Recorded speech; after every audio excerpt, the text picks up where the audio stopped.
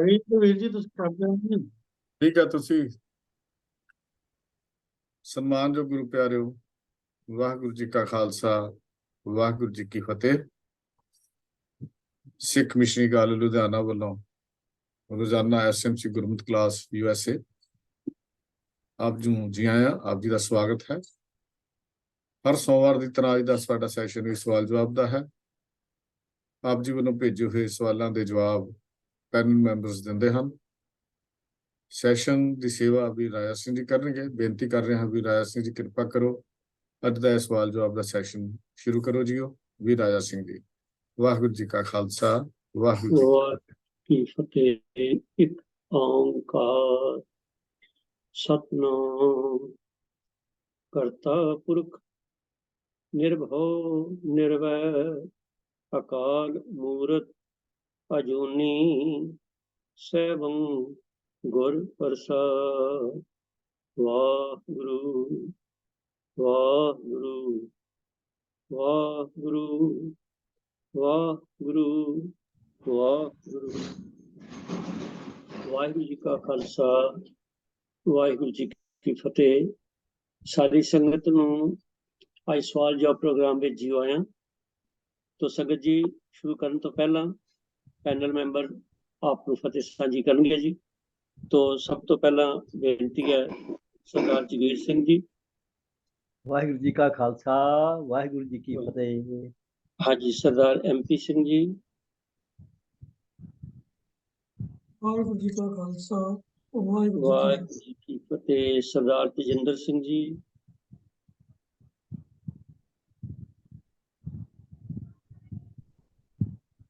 वाहिगुरू जी का खालसा, वाहिगुरू जी की फतेह। वाहिगुरू जी की फतेह। सरदार केकर सिंह जी।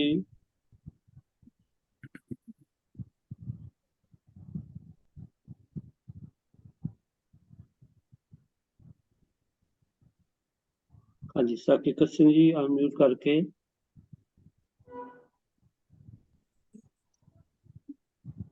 मेरे ख्याल उनका स्पीकर नहीं है जी, ते क्षमा करना। सैंदरबीर सिंह जी करनगे। वाहिगुरू जी का खालसा, वाहिगुरू जी की फतेह जी। प्रभ कीर्तन सिंह जी। वाहिगुरू जी का खालसा, वाहिगुरू जी की फतेह जी। भैन मनिंदर कौर जी। वाहिगुरू जी का खालसा, वाहिगुरू जी की फतेह। सैंपी सिंह जी, सा किकर सिंह जी दा ना स्पीकर जिहड़ा वो सॉरी जिहड़ा माइक है वो कनेक्टेड नहीं है। कुछ जे वो आंदा तो उनका नाम उड़ जाता है, देयर इज सम प्रॉब्लम। ते चलो ते सरजीत सिंह जी भी संगत नाल फतेह साझी कीती है जी। डॉक्टर जिंदर सिंह जी अज नहीं आ रहे, तो आओ संगत जी, आप जी ने ਵੱਖ-ਵੱਖ विषयों के सवाल भेजे, तो उन्होंने सवालों हर हफ्ते की तरह इस तरह सारे पैनल मैंबर्स ने आपस विचार वटांदरा करके तो हर बारी की जी असी बेनती करते हैं वो जरूर कि जो भी साढ़े को लभ सकता है बेस्ड अपॉन श्री गुरु ग्रंथ साहिब जी, सिख रहत मर्यादा, सिख इतिहास अवेलेबल, उन्होंने चो असी जवाब तैयार करते हैं। ये कोई क्लेम नहीं है कि जो जवाब देता वो फाइनल है, नहीं। साढ़े ते एक एफर्ट है, कोशिश है, तो वो बहुत सारिया त्रुटियां रह सकदियां। तो संगत बिल्कुल उन्होंने कृपा करे सानू सुझाव भी देवे, और वो जो कुछ होर भी कोई इनपुट देनी हो संगत ने तो ग्रुप चैट में तुसी बिल्कुल इनपुट दिओ, तां जे असीं उहनूं पढ़ के नालों नाल सुधाई कर सकीए या आउण वाले सोमवार लई असीं उहनूं राखवां करीए। तो ये मेरी बेनती है संगत जी प्रवान कर।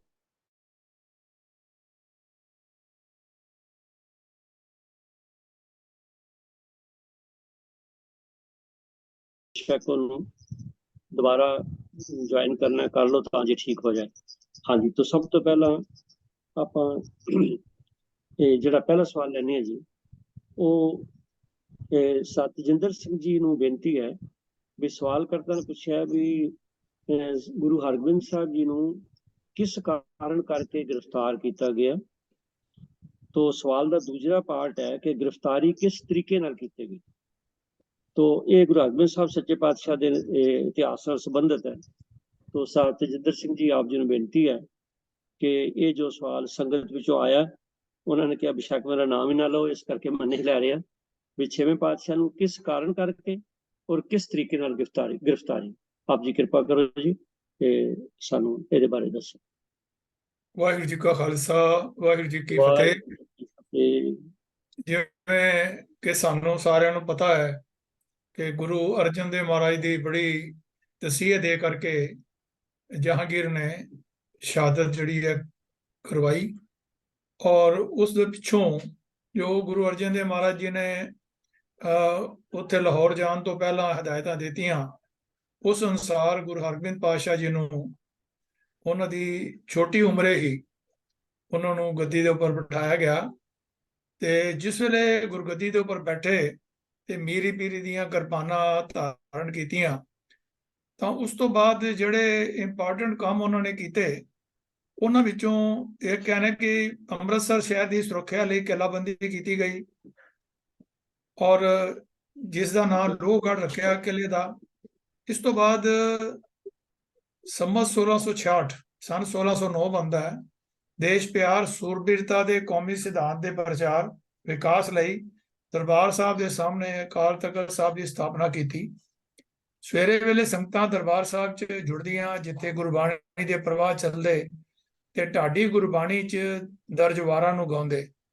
ਗੁਰੂ ਹਰਗੋਬਿੰਦ ਸਾਹਿਬ ਜੀ ਸੰਗਤਾਂ ਨੂੰ ਉਪਦੇਸ਼ ਦਿੰਦੇ, ਧਾਰਮਿਕ ਵਿਚਾਰਾਂ ਕਰਦੇ। ਦੁਪਹਿਰ ਮਗਰੋਂ ਸੰਗਤਾਂ ਅਕਾਲ ਤਖਤ ਸਾਹਿਬ ਦੇ ਸਾਹਮਣੇ ਇਕੱਤਰ ਹੁੰਦੀਆਂ, ਜਿੱਥੇ ਸਰੀਰਕ ਕਸਰਤਾਂ ਰਾਹੀਂ ਸਰੀਰਕ ਬਲ ਪੈਦਾ ਕੀਤਾ ਜਾਂਦਾ ਤੇ ਸੂਰਮਿਆਂ ਦੀਆਂ ਵਾਰਾਂ ਗਾਈਆਂ ਜਾਂਦੀਆਂ। ਗੁਰੂ ਜੀ ਬਾਹਰੋਂ ਆਈ ਸੰਗਤ ਨੂੰ ਮਿਲਦੇ, ਉਹਨਾਂ ਦਾ ਹਾਲ ਚਾਲ ਪੁੱਛਦੇ ਤੇ ਉਹਨਾਂ ਦਾ ਨਿਪਟਾਰਾ ਕਰਦੇ। ਗੁਰੂ ਸਾਹਿਬ ਨੇ ਅਕਾਲ ਤਖਤ ਸਾਹਿਬ ਦੀ ਸਿਰਜਣਾ ਤੋਂ ਬਾਅਦ ਇੱਕ ਬਹੁਤ ਵੱਡਾ ਐਲਾਨ ਕੀਤਾ।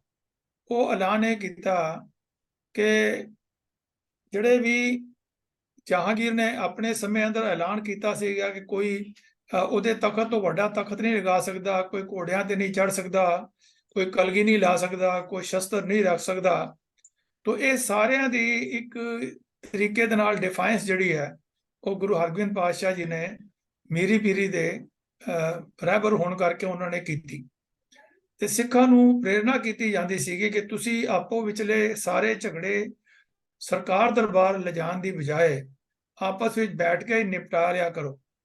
ਗੁਰੂ ਜੀ ਨੇ ਆਪਣੇ ਨਾਲ 52 ਬਲਵਾਨ ਯੋਧੇ ਤਿਆਰ ਕੀਤੇ ਤੇ ਉਹਨਾਂ ਨੂੰ ਵਿਸ਼ੇਸ਼ ਸਿਖਲਾਈ ਦੇਣੀ ਸ਼ੁਰੂ ਕਰ ਦਿੱਤੀ।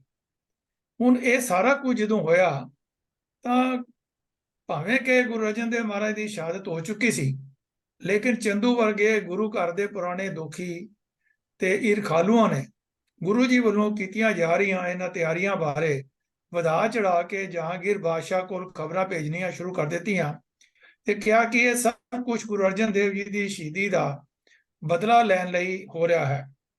ਇਹ ਸੁਣ ਕੇ ਕੰਨਾਂ ਦੇ ਕੱਚੇ ਜਹਾਂਗੀਰ ਨੇ ਸੰਮਤ 1669 ਸਨ 1612 ਚ ਵਜ਼ੀਰ ਖਾਂ ਅਤੇ ਗੁੰਚਾ ਬੇਗ ਨੂੰ ਅੰਮ੍ਰਿਤਸਰ ਭੇਜਿਆ ਤਾਂ ਜੋ ਉਹ ਗੁਰੂ ਜੀ ਨੂੰ ਦਿੱਲੀ ਲੈ ਆਉਣ। ਵਜ਼ੀਰ ਖਾਂ ਗੁਰੂ ਅਰਜਨ ਦੇਵ ਜੀ ਦਾ ਸ਼ਰਧਾਲੂ ਤੇ ਗੁਰੂ ਸਿੱਖਿਆ ਤੋਂ ਪ੍ਰਭਾਵਿਤ ਸੀ। ਇਹ ਉਹ ਵਜ਼ੀਰ ਖਾਂ ਨਹੀਂ ਹੈ ਜਿਹੜਾ ਸਰਹੰਦ ਦੇ ਟਾਈਮ ਦੇ ਉੱਪਰ ਜਿਹਨੂੰ ਬਾਬਾ ਬੰਦਾ ਬਹਾਦਰ ਜੀ ਨੇ ਸੋਧਿਆ ਸੀ। ਇਹ ਹੋਰ ਵਜ਼ੀਰ ਖਾਂ ਸੀ ਜਿਹਨੂੰ ਜਹਾਂਗੀਰ ਨੇ ਭੇਜਿਆ ਗੁਰੂ ਸਾਹਿਬ ਨੂੰ ਜਾ ਕਰਕੇ ਦਿੱਲੀ ਲਿਆਉਣ ਵਾਸਤੇ। ਉਹਨਾਂ ਬਾਦਸ਼ਾਹ ਪਾਸ ਵੀ ਗੁਰੂ ਜੀ ਦੀਆਂ ਉਪਮਾ ਕੀਤੀਆਂ। ਅੰਮ੍ਰਿਤਸਰ ਪਹੁੰਚ ਕੇ ਉਸਨੇ ਗੁਰੂ ਸਾਹਿਬ ਜੀ ਨੂੰ ਭਰੋਸਾ ਦਿੱਤਾ ਕਿ ਬਾਦਸ਼ਾਹ ਦੀ ਨੀਅਤ ਮਾੜੀ ਨਹੀਂ ਹੈ, ਕਿਉਂਕਿ ਪਹਿਲਾਂ ਇਹ ਖਦਸ਼ਾ ਕੀਤਾ ਜਾ ਰਿਹਾ ਸੀਗਾ ਕਿ ਗੁਰੂ ਅਰਜਨ ਦੇਵ ਪਾਤਸ਼ਾਹ ਨੂੰ ਲਾਹੌਰ ਬੁਲਾਇਆ ਗਿਆ ਤੇ ਉੱਥੇ ਉਹਨਾਂ ਨੂੰ ਤਸੀਹੇ ਦੇ ਕੇ ਸ਼ਹੀਦ ਕੀਤਾ ਗਿਆ। ਤੇ ਲੇਕਿਨ ਇੱਥੇ ਵਜ਼ੀਰ ਖਾਂ ਨੇ ਔਰ ਗੁੰਚਾ ਬੇਗ ਨੇ ਆ ਕਰਕੇ ਗੁਰੂ ਸਾਹਿਬ ਜੀ ਨੂੰ ਇਹ ਭਰੋਸਾ ਦਿੱਤਾ ਔਰ ਸੰਗਤਾਂ ਨੂੰ ਵੀ ਭਰੋਸਾ ਦਿੱਤਾ ਕਿ ਉਹ ਬਾਦਸ਼ਾਹ ਦੀ ਨੀਅਤ ਮਾੜੀ ਨਹੀਂ ਹੈ। तो गुरु जी ने माता जी की मुखी सिंघां नाल सलाह की ਅਤੇ ਦਿੱਲੀ ਜਾਣ ਦਾ ਫੈਸਲਾ ਕੀਤਾ। ਗੁਰੂ ਸਾਹਿਬ ਨੇ ਆਪ ਜੀ 300 ਸੂਰਮਿਆਂ ਸਮੇਤ 2 ਮਾਘ ਸੰਮਤ 1669 ਨੂੰ ਸਨ 1612 ਨੂੰ ਦਿੱਲੀ ਵੱਲ ਨੂੰ ਤੁਰ ਪਏ। ਆਪ ਜੀ ਰਸਤੇ 'ਚ ਅੰਮ੍ਰਿਤਸਰ ਤੋਂ ਤਰਨਤਾਰਨ, ਗੋਬਿੰਦਵਾਲ, ਦੁਆਬੇ ਤੇ ਮਾਲਵੇ ਵਿੱਚੋਂ ਹੁੰਦੇ ਹੋਏ ਦਿੱਲੀ ਪੁੱਜੇ। ਵਜ਼ੀਰ ਖਾਨ ਤੇ ਗੁੰਚਾ ਬੇਗ ਨੇ ਬਾਦਸ਼ਾਹ ਨੂੰ ਪੂਰੀ ਖਬਰ ਗੁਰੂ ਜੀ ਦੇ ਹੱਕ 'ਚ ਦਿੱਤੀ। ਗ੍ਰਿਫਤਾਰੀ ਬਾਰੇ ਸੁਣ ਕੇ ਦਿੱਲੀ ਦੇ ਸਿੱਖ ਆਪ ਜੀ ਦੇ ਦਰਸ਼ਨਾਂ ਲਈ ਆਏ। ਉਹਨਾਂ ਨੇ ਗੁਰੂ ਅਰਜਨ ਸਾਹਿਬ ਜੀ ਦੀ ਸ਼ਹੀਦੀ ਦਾ ਜ਼ਿਕਰ ਕੀਤਾ, ਪਰ ਆਪ ਜੀ ਨੇ ਸਾਰਿਆਂ ਨੂੰ ਧੀਰਜ ਦਿੱਤਾ। ਕੁਝ ਚਿਰ ਠਹਿਰਨ ਉਪਰੰਤ ਆਪ ਜੀ ਬਾਦਸ਼ਾਹ ਨੂੰ ਮਿਲਣ ਚਲੇ ਗਏ। ਉਸਨੇ ਵਿਖਾਵੇ ਮਾਤਰ ਆਦਰ ਨਾਲ ਗੁਰੂ ਜੀ ਦਾ ਸਵਾਗਤ ਕੀਤਾ ਤੇ ਧਰਮ ਬਾਰੇ ਕੁਝ ਸ਼ੰਕੇ ਵੀ ਜਿਹੜੇ ਪ੍ਰਗਟ ਕੀਤੇ, ਜੋ ਗੁਰੂ ਸਾਹਿਬ ਨੇ ਉਹਨੂੰ ਬਿਲਕੁਲ ਉਹਦੀ ਤਸੱਲੀ ਕਰਾ ਦਿੱਤੀ। ਗੁਰੂ ਜੀ ਦੇ ਉੱਤਰ ਸੁਣ ਕੇ ਉਹ ਬੜਾ ਖੁਸ਼ ਹੋਇਆ। ਇੱਕ ਦਿਨ ਬਾਦਸ਼ਾਹ ਗੁਰੂ ਜੀ ਨੂੰ ਸ਼ਿਕਾਰ ਖੇਡਣ ਲਈ ਨਾਲ ਲੈ ਗਿਆ। ਜੰਗਲ ਵਿੱਚ ਇੱਕ ਸ਼ੇਰ ਨੇ ਬਾਦਸ਼ਾਹ ਉੱਪਰ ਹਮਲਾ ਕਰ ਦਿੱਤਾ।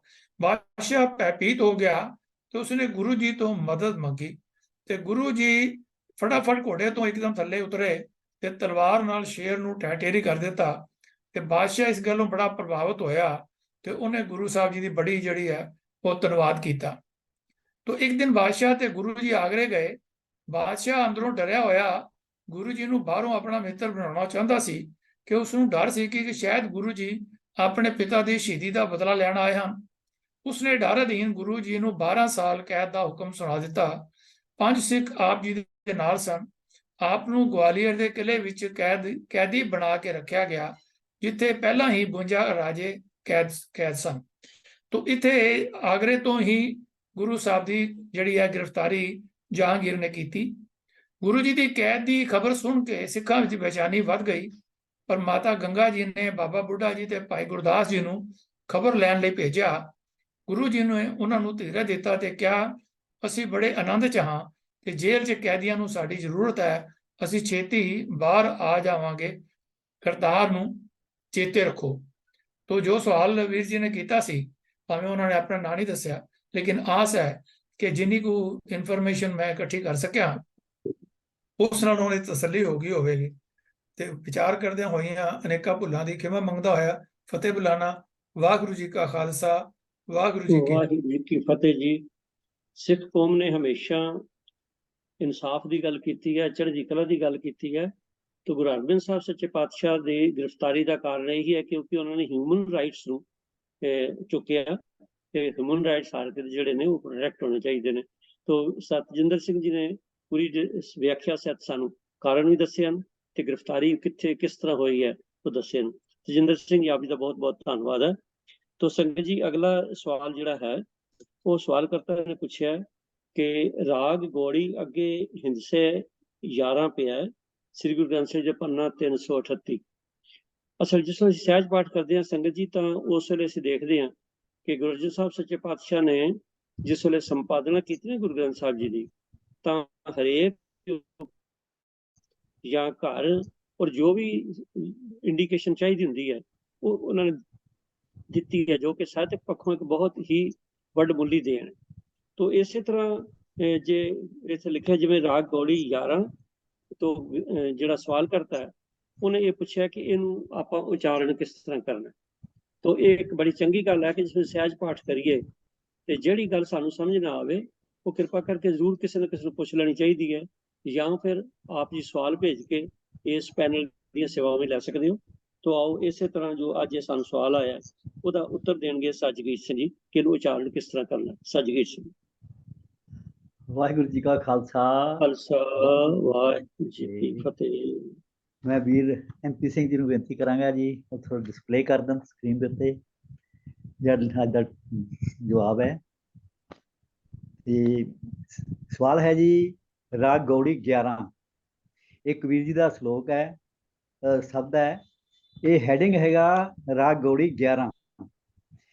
ਸਵਾਲ ਇਹ ਹੈ ਵੀ ਇਹ ਸਿਰਲੇਖ ਦਾ ਉਚਾਰਨ ਕਿਸ ਤਰ੍ਹਾਂ ਕਰਨਾ ਹੈ ਜੀ। ਸ੍ਰੀ ਗੁਰੂ ਗ੍ਰੰਥ ਸਾਹਿਬ ਜੀ ਦੇ ਅੰਕ 338 ਉੱਤੇ ਕਬੀਰ ਜੀ ਦੇ ਉਚਾਰੇ ਹੋਏ 66 ਨੰਬਰ ਤੋਂ 69 ਨੰਬਰ ਤੱਕ 4 ਸ਼ਬਦਾਂ ਦਾ ਸਿਰਲੇਖ ਹੈ।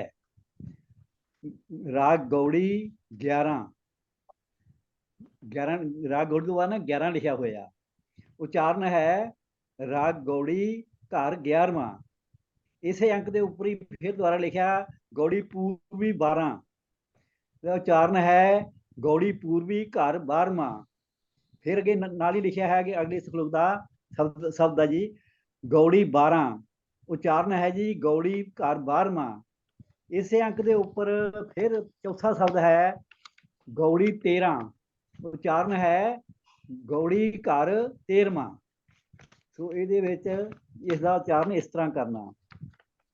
गुरु अर्जन देव जी ने राग देवगंधारी विच अंक नंबर 530 उत्ते 5 ਸ਼ਬਦ ਨੇ ਉਹਨਾਂ ਦੇ। ਇਹ ਸਾਰੇ ਸ਼ਬਦਾਂ ਦਾ ਸਿਰਲੇਖ ਹੈ ਦੇਵਗੰਧਾਰੀ 5, ਕਿਉਂਕਿ ਇਹ ਸ਼ਬਦ ਗੁਰੂ ਅਰਜਨ ਦੇਵ ਜੀ ਦੇ ਉਚਾਰੇ ਹੋਏ ਹਨ। ਇਸ ਲਈ ਇਹਨਾਂ ਦਾ ਉਚਾਰਨ ਹੁੰਦਾ ਹੈ ਦੇਵਗੰਧਾਰੀ ਮਹੱਲਾ 5ਵਾਂ ਜੀ। ਇਸੇ ਤਰ੍ਹਾਂ ਗੁਰੂ ਨਾਨਕ ਦੇਵ ਜੀ ਦੇ ਬਿਹਾਗੜੇ ਕੀ ਵਾਰ ਮਹੱਲਾ 4 ਵਿੱਚ 3 ਸ਼ਲੋਕ ਹਨ, ਜਿਨ੍ਹਾਂ ਦਾ ਸਿਰਲੇਖ ਹੈ ਸ਼ਲੋਕ ਮਰਦਾਨਾ 1 ਲਿਖਿਆ ਹੋਇਆ ਅੱਗੇ ਜੀ। ਇਸ ਦਾ ਉਚਾਰਨ ਹੈ ਸ਼ਲੋਕ ਮਰਦਾਨਾ ਮਹੱਲਾ ਪਹਿਲਾ। ਦੂਜਾ ਜਿਹੜਾ ਸ਼ਬਦ ਹੈ ਉਹਦੇ ਵਿੱਚ ਲਿਖਿਆ ਮਰਦਾਨਾ 1, ਇਸ ਦਾ ਵੀ ਉਚਾਰਨ ਕਰਨਾ ਹੈਗਾ ਮਰਦਾਨਾ ਮਹੱਲਾ ਪਹਿਲਾ। ਜੇ ਅਸੀਂ ਇਹਨੂੰ ਮਰਦਾਨਾ ਪਹਿਲਾ ਕਰਾਂਗੇ ਤਾਂ ਫਿਰ ਇਹ ਸੋਚੀਏ ਵੀ ਦੂਜਾ ਮਰਦਾਨਾ ਕਿਹੜਾ ਸੀ, ਇਹਦਾ ਪਹਿਲੇ ਮਰਦਾਨੇ ਦਾ ਹੋ ਗਿਆ। ਜੇ ਆਪਾਂ ਪਹਿਲਾ ਕਰਾਂਗੇ, ਪਹਿਲਾ ਹੋ ਨਹੀਂ ਸਕਦਾ ਕਿਉਂਕਿ ਮਰਦਾਨਾ ਤਾਂ ਇੱਕੋ ਹੀ ਸੀ।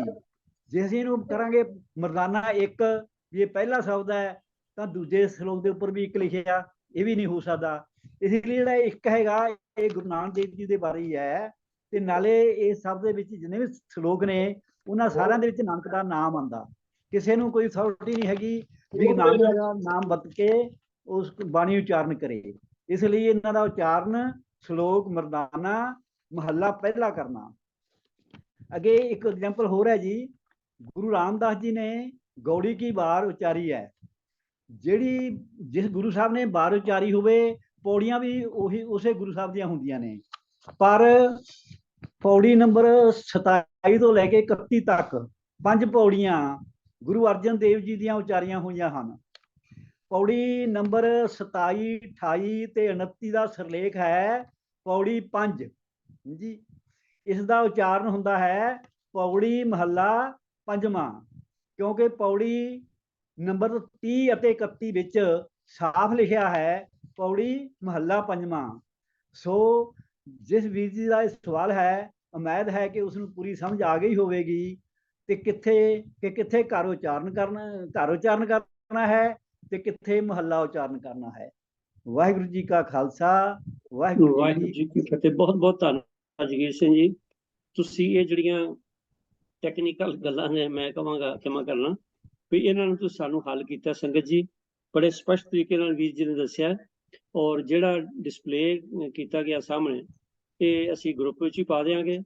ਔਰ ਕਿਉਂਕਿ ਇਹਦੀ ਰੈਫਰੈਂਸ ਜਿਹੜੀ ਹੈ ਸਾਨੂੰ ਫਿਰ ਵੀ ਕਿਤੇ ਲੋੜ ਪੈ ਸਕਦੀ ਹੈ, ਤੇ ਇਹ ਜਿਹੜੀਆਂ ਬਰੀਕੀਆਂ ਨੇ ਉਹਨਾਂ ਨੂੰ ਸਮਝਣ ਲਈ ਗਰੁੱਪ ਵਿੱਚ ਪਾ ਦਿੱਤਾ ਜਾਏਗਾ। ਆਪ ਸੰਗਤ ਜੀ ਉੱਥੋਂ ਵੀ ਪੜ੍ਹ ਸਕਦੇ ਹੋ।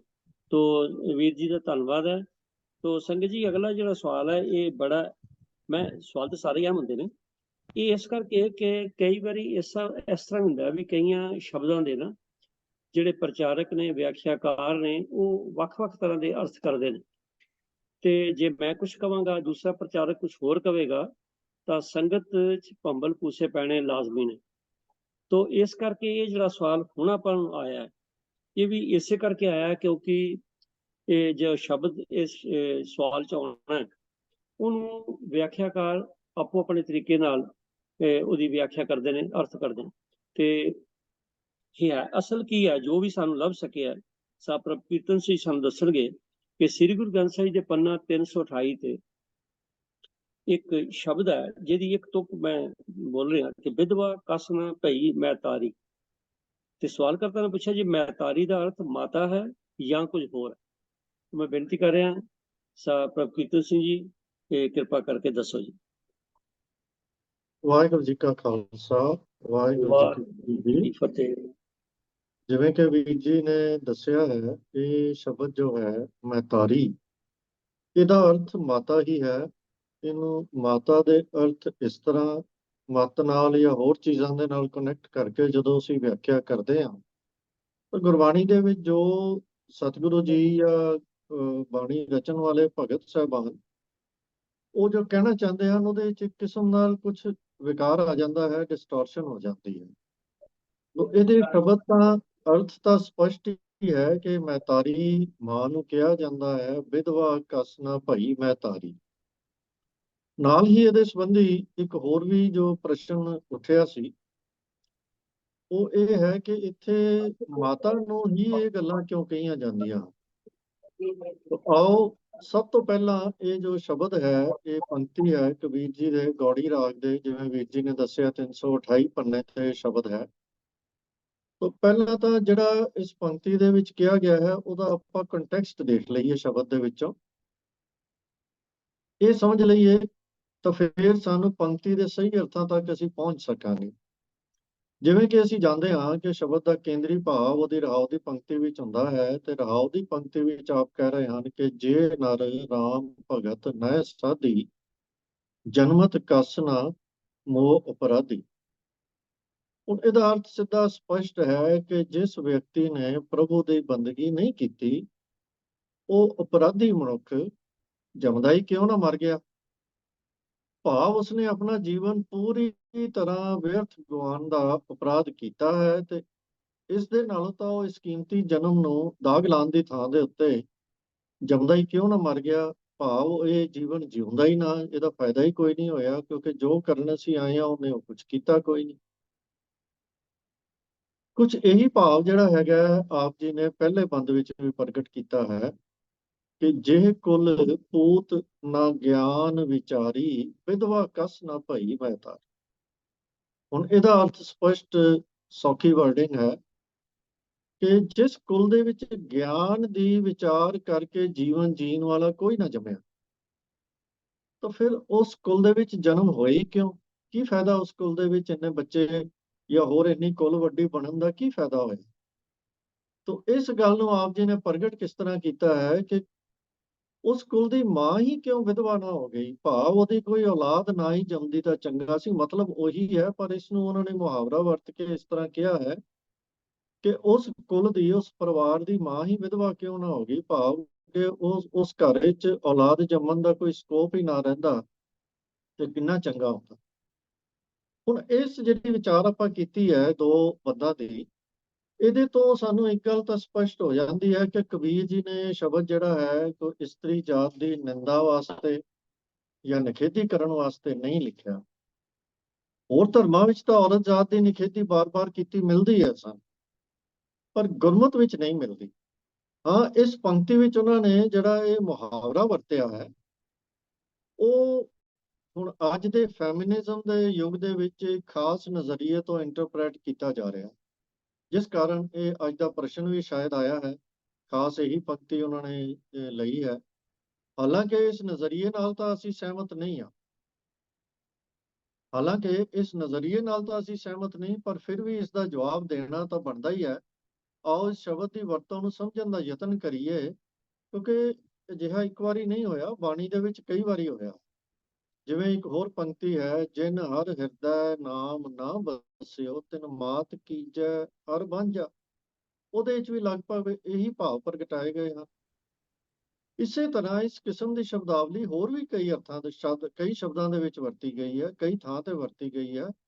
ਸੋ ਆਓ ਸਮਝਣ ਦਾ ਯਤਨ ਕਰੀਏ ਕਿ ਬਈ ਇਹ ਕਿਸ ਸੈਂਸ ਦੇ ਵਿੱਚ ਵਰਤਿਆ ਗਿਆ ਹੈ ਤੇ ਇਹਦਾ ਅਸਲ ਦੇ ਵਿੱਚ ਅਰਥ ਕੀ ਹੈ, ਤਾਂ ਕਿ ਅਸੀਂ ਫਿਰ ਇਹਦੇ ਬਾਰੇ ਕੋਈ ਗਲਤੀ ਨਾ ਕਰੀਏ, ਮੁਗਾਲਤਾ ਨਾ ਖਾਈਏ।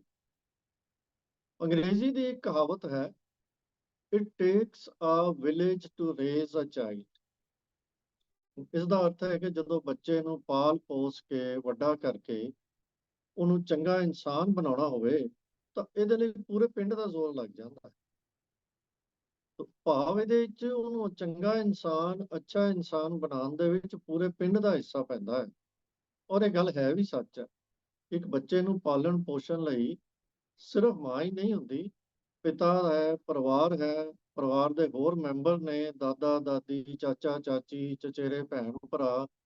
ਇਸ ਤਰ੍ਹਾਂ ਅਸੀਂ ਕਈ ਰਿਸ਼ਤਿਆਂ ਦੇ ਨਾਮ ਇੱਥੇ ਲੈ ਸਕਦੇ ਹਾਂ। ਇਹਨਾਂ ਸਾਰਿਆਂ ਦਾ ਵੱਡਾ ਅਸਰ ਜਿਹੜਾ ਹੈ ਬੱਚੇ ਦੀ ਪਰਵਰਿਸ਼ ਉੱਤੇ ਤੇ ਬੱਚੇ ਦੀ ਸ਼ਖਸੀਅਤ ਤੇ ਪੈਂਦਾ।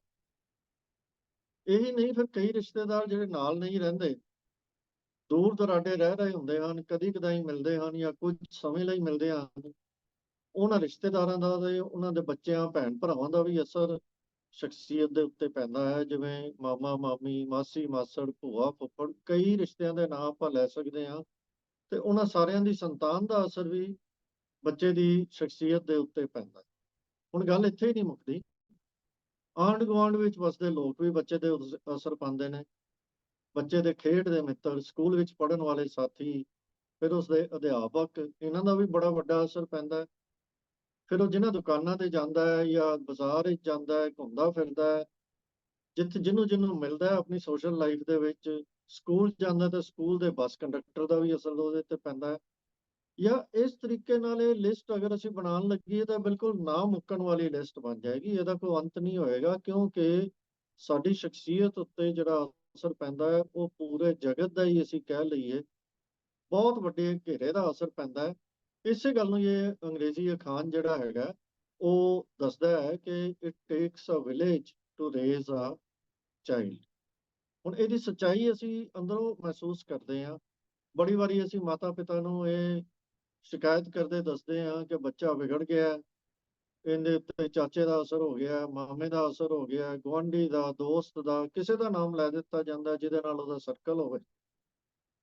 ਤਾਂ ਇਹ ਅਸਲ ਦੇ ਵਿੱਚ ਇਸ ਗੱਲ ਦੀ ਕਨਫਰਮੇਸ਼ਨ ਹੀ ਹੈ ਕਿ ਬੱਚੇ ਦੀ ਪਰਸਨੈਲਿਟੀ ਇੱਕ ਚੰਗਾ ਇਨਸਾਨ ਬਣਨ ਦੇ ਵਿੱਚ ਇੱਕ ਬਹੁਤ ਵੱਡੇ ਘੇਰੇ ਦਾ ਅਸਰ ਪੈਂਦਾ। ਇਹ ਠੀਕ ਹੈ ਕਿ ਬਹੁਤ ਸਾਰੇ ਲੋਕਾਂ ਦਾ ਅਸਰ ਪੈਂਦਾ, ਪਰ ਇੱਕ ਗੱਲ ਹੋਰ ਵੀ ਸੱਚ ਹੈ ਕਿ ਜੇ ਅਸੀਂ ਇਹ ਸਾਰੇ ਰਿਸ਼ਤੇ ਜਿਹੜੇ ਗਿਣਾਏ ਹਨ ਮੈਂ, ਇਹਨਾਂ ਦਾ ਸ਼ਖਸੀਅਤ ਤੇ ਜਿਹੜਾ ਅਸਰ ਪੈਂਦਾ ਹੈ, ਉਹ ਸਾਰੇ ਰਿਸ਼ਤਿਆਂ ਨੂੰ ਅਗਰ ਅਸੀਂ ਤੱਕੜੀ ਦੇ ਇੱਕ ਪਲੜੇ 'ਚ ਰੱਖ ਲਈਏ ਤੇ ਦੂਜੇ ਪਲੜੇ 'ਚ ਅਸੀਂ ਮਾਂ ਦਾ ਅਸਰ ਜਿਹੜਾ ਪੈਂਦਾ ਉਹਨੂੰ ਰੱਖ ਲਈਏ ਤਾਂ ਸ਼ਾਇਦ ਮਾਂ ਦਾ ਪਲੜਾ ਭਾਰੀ ਹੋਵੇ। ਕਾਰਨ ਵੀ ਸਪਸ਼ਟ ਹੈ, ਜਨਮ ਤੋਂ ਪਹਿਲਾਂ ਹੀ ਮਾਂ ਤੇ ਬੱਚੇ ਦਾ ਰਿਸ਼ਤਾ ਜਿਹੜਾ ਉਹ ਕਾਇਮ ਹੋਣਾ ਸ਼ੁਰੂ ਹੋ ਜਾਂਦਾ ਹੈ। ਤੇ ਜਨਮ ਤੋਂ ਬਾਅਦ ਵੀ ਕਾਫੀ ਸਮਾਂ, ਕਾਫੀ ਲੰਬਾ ਸਮਾਂ ਬੱਚਾ ਬਹੁਤਾ ਸਮਾਂ ਮਾਂ ਦੇ ਨਾਲ ਹੀ ਗੁਜ਼ਾਰਦਾ ਹੈ, ਉਹਦੇ ਅਸਰ ਹੇਠ ਹੀ ਰਹਿੰਦਾ ਹੈ। ਔਰ ਇਹੀ ਜਿਹੜੇ ਸਾਲ ਸ਼ੁਰੂ ਦੇ ਹੁੰਦੇ ਹਨ, ਇਹੀ ਹੁੰਦੇ ਹਨ ਜਦੋਂ ਬੱਚੇ ਦੀ ਸ਼ਖਸੀਅਤ ਦੀ ਉਸਾਰੀ ਉਹਦੀ ਨੀਂਹ ਰੱਖੀ ਜਾਂਦੀ ਹੈ। ਜੋ ਨੀਂਹ ਉਦੋਂ ਰੱਖੀ ਗਈ ਉਹਦੇ ਉੱਤੇ ਹੀ ਫਿਰ ਸਾਰੀ ਉਮਰ ਬੱਚੇ ਦੀ ਸ਼ਖਸੀਅਤ ਜਿਹੜੀ ਹੈ ਉਹਦੀ ਉਸਾਰੀ ਹੋਣੀ ਹੈ। ਇਸ ਕਰਕੇ ਜਦੋਂ ਬੱਚਾ ਵੱਡਾ ਹੋ ਜਾਂਦਾ ਹੈ, ਕੋਈ ਚੰਗਾ ਕੰਮ ਕਰਦਾ ਹੈ, ਤਾਂ ਅਸੀਂ ਅਕਸਰ ਇਹ ਗੱਲ ਕਹਿ ਦਿੰਦੇ ਹਨ ਕਿ ਕਿਸੇ ਸਿਆਣੀ ਮਾਂ ਦਾ ਧੀ ਪੁੱਤਰ। ਇਹ ਅਸੀਂ ਆਪ ਜਗਤ ਦੇ ਵਿੱਚ, ਆਪਣੇ ਸਮਾਜ ਦੇ ਵਿੱਚ ਵਰਤਦਾ ਵੇਖਦੇ ਹਾਂ। ਤੇ ਖਾਸ ਕਰਕੇ ਜੇ ਧੀਆਂ ਦੀ ਗੱਲ ਕਰੀਏ ਤਾਂ ਧੀਆਂ ਨੂੰ ਤਾਂ ਅਕਸਰ ਕੰਪਲੀਮੈਂਟ ਮਾਂ ਦਾ ਨਾਮ ਲੈ ਕੇ ਹੀ ਮਿਲਦੇ ਨੇ ਵੀ ਸਿਆਣੀ ਮਾਂ ਦੀ ਧੀ ਹੈ, ਇਹ ਕਹਿ ਕੇ ਤਾਰੀਫ ਕੀਤੀ ਜਾਂਦੀ ਹੈ ਉਹਦੀ। ਤਾਂ ਇਹ ਗੱਲ ਸਾਡੇ ਜੀਵਨ ਵਿੱਚ ਆਮ ਦੇਖਣ ਨੂੰ ਮਿਲਦੀ ਹੈ ਔਰ ਅਸੀਂ ਇਹਨੂੰ ਸੱਚ ਮੰਨਦੇ ਹਾਂ। ਇਹ ਨਹੀਂ ਕਿ ਇਹ ਕੋਈ ਨਵੀਂ ਗੱਲ ਮੈਂ ਕਰ ਰਿਹਾ, ਅਸੀਂ ਆਮ ਪ੍ਰੈਕਟੀਕਲ ਲਾਈਫ ਵਿੱਚ ਇਹਨੂੰ ਸੱਚ ਮੰਨਦੇ ਹਾਂ। ਪਰ ਇੱਥੇ ਇੱਕ ਸਵਾਲ ਪੈਦਾ ਹੋ ਜਾਂਦਾ ਹੈ ਕਿ ਜੇ ਬੱਚੇ ਦੀ ਸ਼ਖਸੀਅਤ ਦੀ ਉਸਾਰੀ ਦੇ ਵਿੱਚ ਵੱਡੀ ਗਿਣਤੀ ਦੇ ਲੋਕਾਂ ਦਾ, ਪਰਿਵਾਰ ਦਾ, ਰਿਸ਼ਤੇਦਾਰਾਂ ਦਾ, ਮਿੱਤਰਾਂ, ਸੰਬੰਧੀਆਂ, ਗੁਆਂਢੀਆਂ, ਸਾਰਿਆਂ ਦਾ ਹੱਥ ਹੁੰਦਾ ਹੈ, ਤਾਂ ਫਿਰ ਇਹ ਚੰਗੇ ਕੰਮ ਦਾ ਸਿਹਰਾ ਸਿਰਫ ਮਾਂ ਦੇ ਸਿਰ ਤੇ ਹੀ ਕਿਉਂ ਬੰਨਿਆ ਜਾਂਦਾ? ਪਰ ਮਾਂ ਦੇ ਸਿਰ ਦੇ ਉੱਤੇ ਬੰਨਿਆ ਜਾਣਾ, ਇਹ ਸਿਹਰਾ ਬੰਨਿਆ ਜਾਣਾ ਠੀਕ ਵੀ ਹੈ ਤੇ ਇਹ ਕੁਦਰਤੀ ਵੀ ਹੈ, ਕਿਉਂਕਿ ਬਾਕੀ ਸਾਰੇ ਰਿਸ਼ਤਿਆਂ ਨਾਲੋਂ ਸਭ ਤੋਂ ਵੱਡਾ ਹਿੱਸਾ ਤਾਂ ਮਾਂ ਦਾ ਹੀ ਹੈ ਨਾ। ਤਾਂ ਨਾਲੇ ਇੱਕ ਬੰਦੇ ਦਾ ਨਾਮ ਤੇ ਕਦੀ ਕੋਈ ਲੈ ਨਹੀਂ ਸਕਦਾ ਕਿ ਇਹ ਚੰਗਾ ਬੰਦਾ ਇਸ ਕਰਕੇ ਬਣਿਆ ਇੱਕ ਬੱਚੇ ਦੇ ਬਾਰੇ ਵੀ ਇਸ ਕਰਕੇ ਅੱਛਾ ਇਨਸਾਨ ਬਣਿਆ ਕਿ ਫਲਾਣੇ ਫਲਾਣੇ ਫਲਾਣੇ, ਇਹ ਤਾਂ ਲਿਸਟ ਕਦੀ ਅਸੀਂ ਲੈ ਹੀ ਨਹੀਂ ਸਕਦੇ। ਤਾਂ ਅਸੀਂ ਇਹਨਾਂ ਸਾਰਿਆਂ ਦਾ ਇੱਕੋ ਹੀ ਨੁਮਾਇੰਦਾ ਬਣਾ ਲਿਆ ਕਿ ਮਾਂ ਦਾ ਪ੍ਰਭਾਵ ਹੈ ਤੇ ਇੰਨਾ ਅੱਛਾ ਭਾਵ ਉਹਦੇ ਚੋਂ, ਜਿਵੇਂ ਅਸੀਂ ਆਮ ਕਹਾਵਤ ਵਰਤਦੇ ਹਾਂ ਕਿ ਹਾਥੀ ਕੇ ਪਾँव में सबका पाँव, ਵੀ ਇਹ ਜਿਹੜੇ ਇਹਨੂੰ ਪਾਲਣ ਪੋਸਣ ਵਾਲੇ, ਇਹਨੂੰ ਸੰਸਕਾਰ ਦੇਣ ਵਾਲੇ, ਇਹਨੂੰ ਚੀਜ਼ਾਂ ਸਿਖਾਉਣ ਵਾਲੇ, ਇਹ ਸਾਰਿਆਂ ਦੇ ਵਿੱਚੋਂ ਅਸੀਂ ਜਿਹਦਾ ਸਭ ਤੋਂ ਵੱਧ ਪ੍ਰਭਾਵ ਹੈ ਉਹਦਾ ਨਾਮ ਅਸੀਂ ਲੈ ਲੈਂਦੇ ਹਾਂ।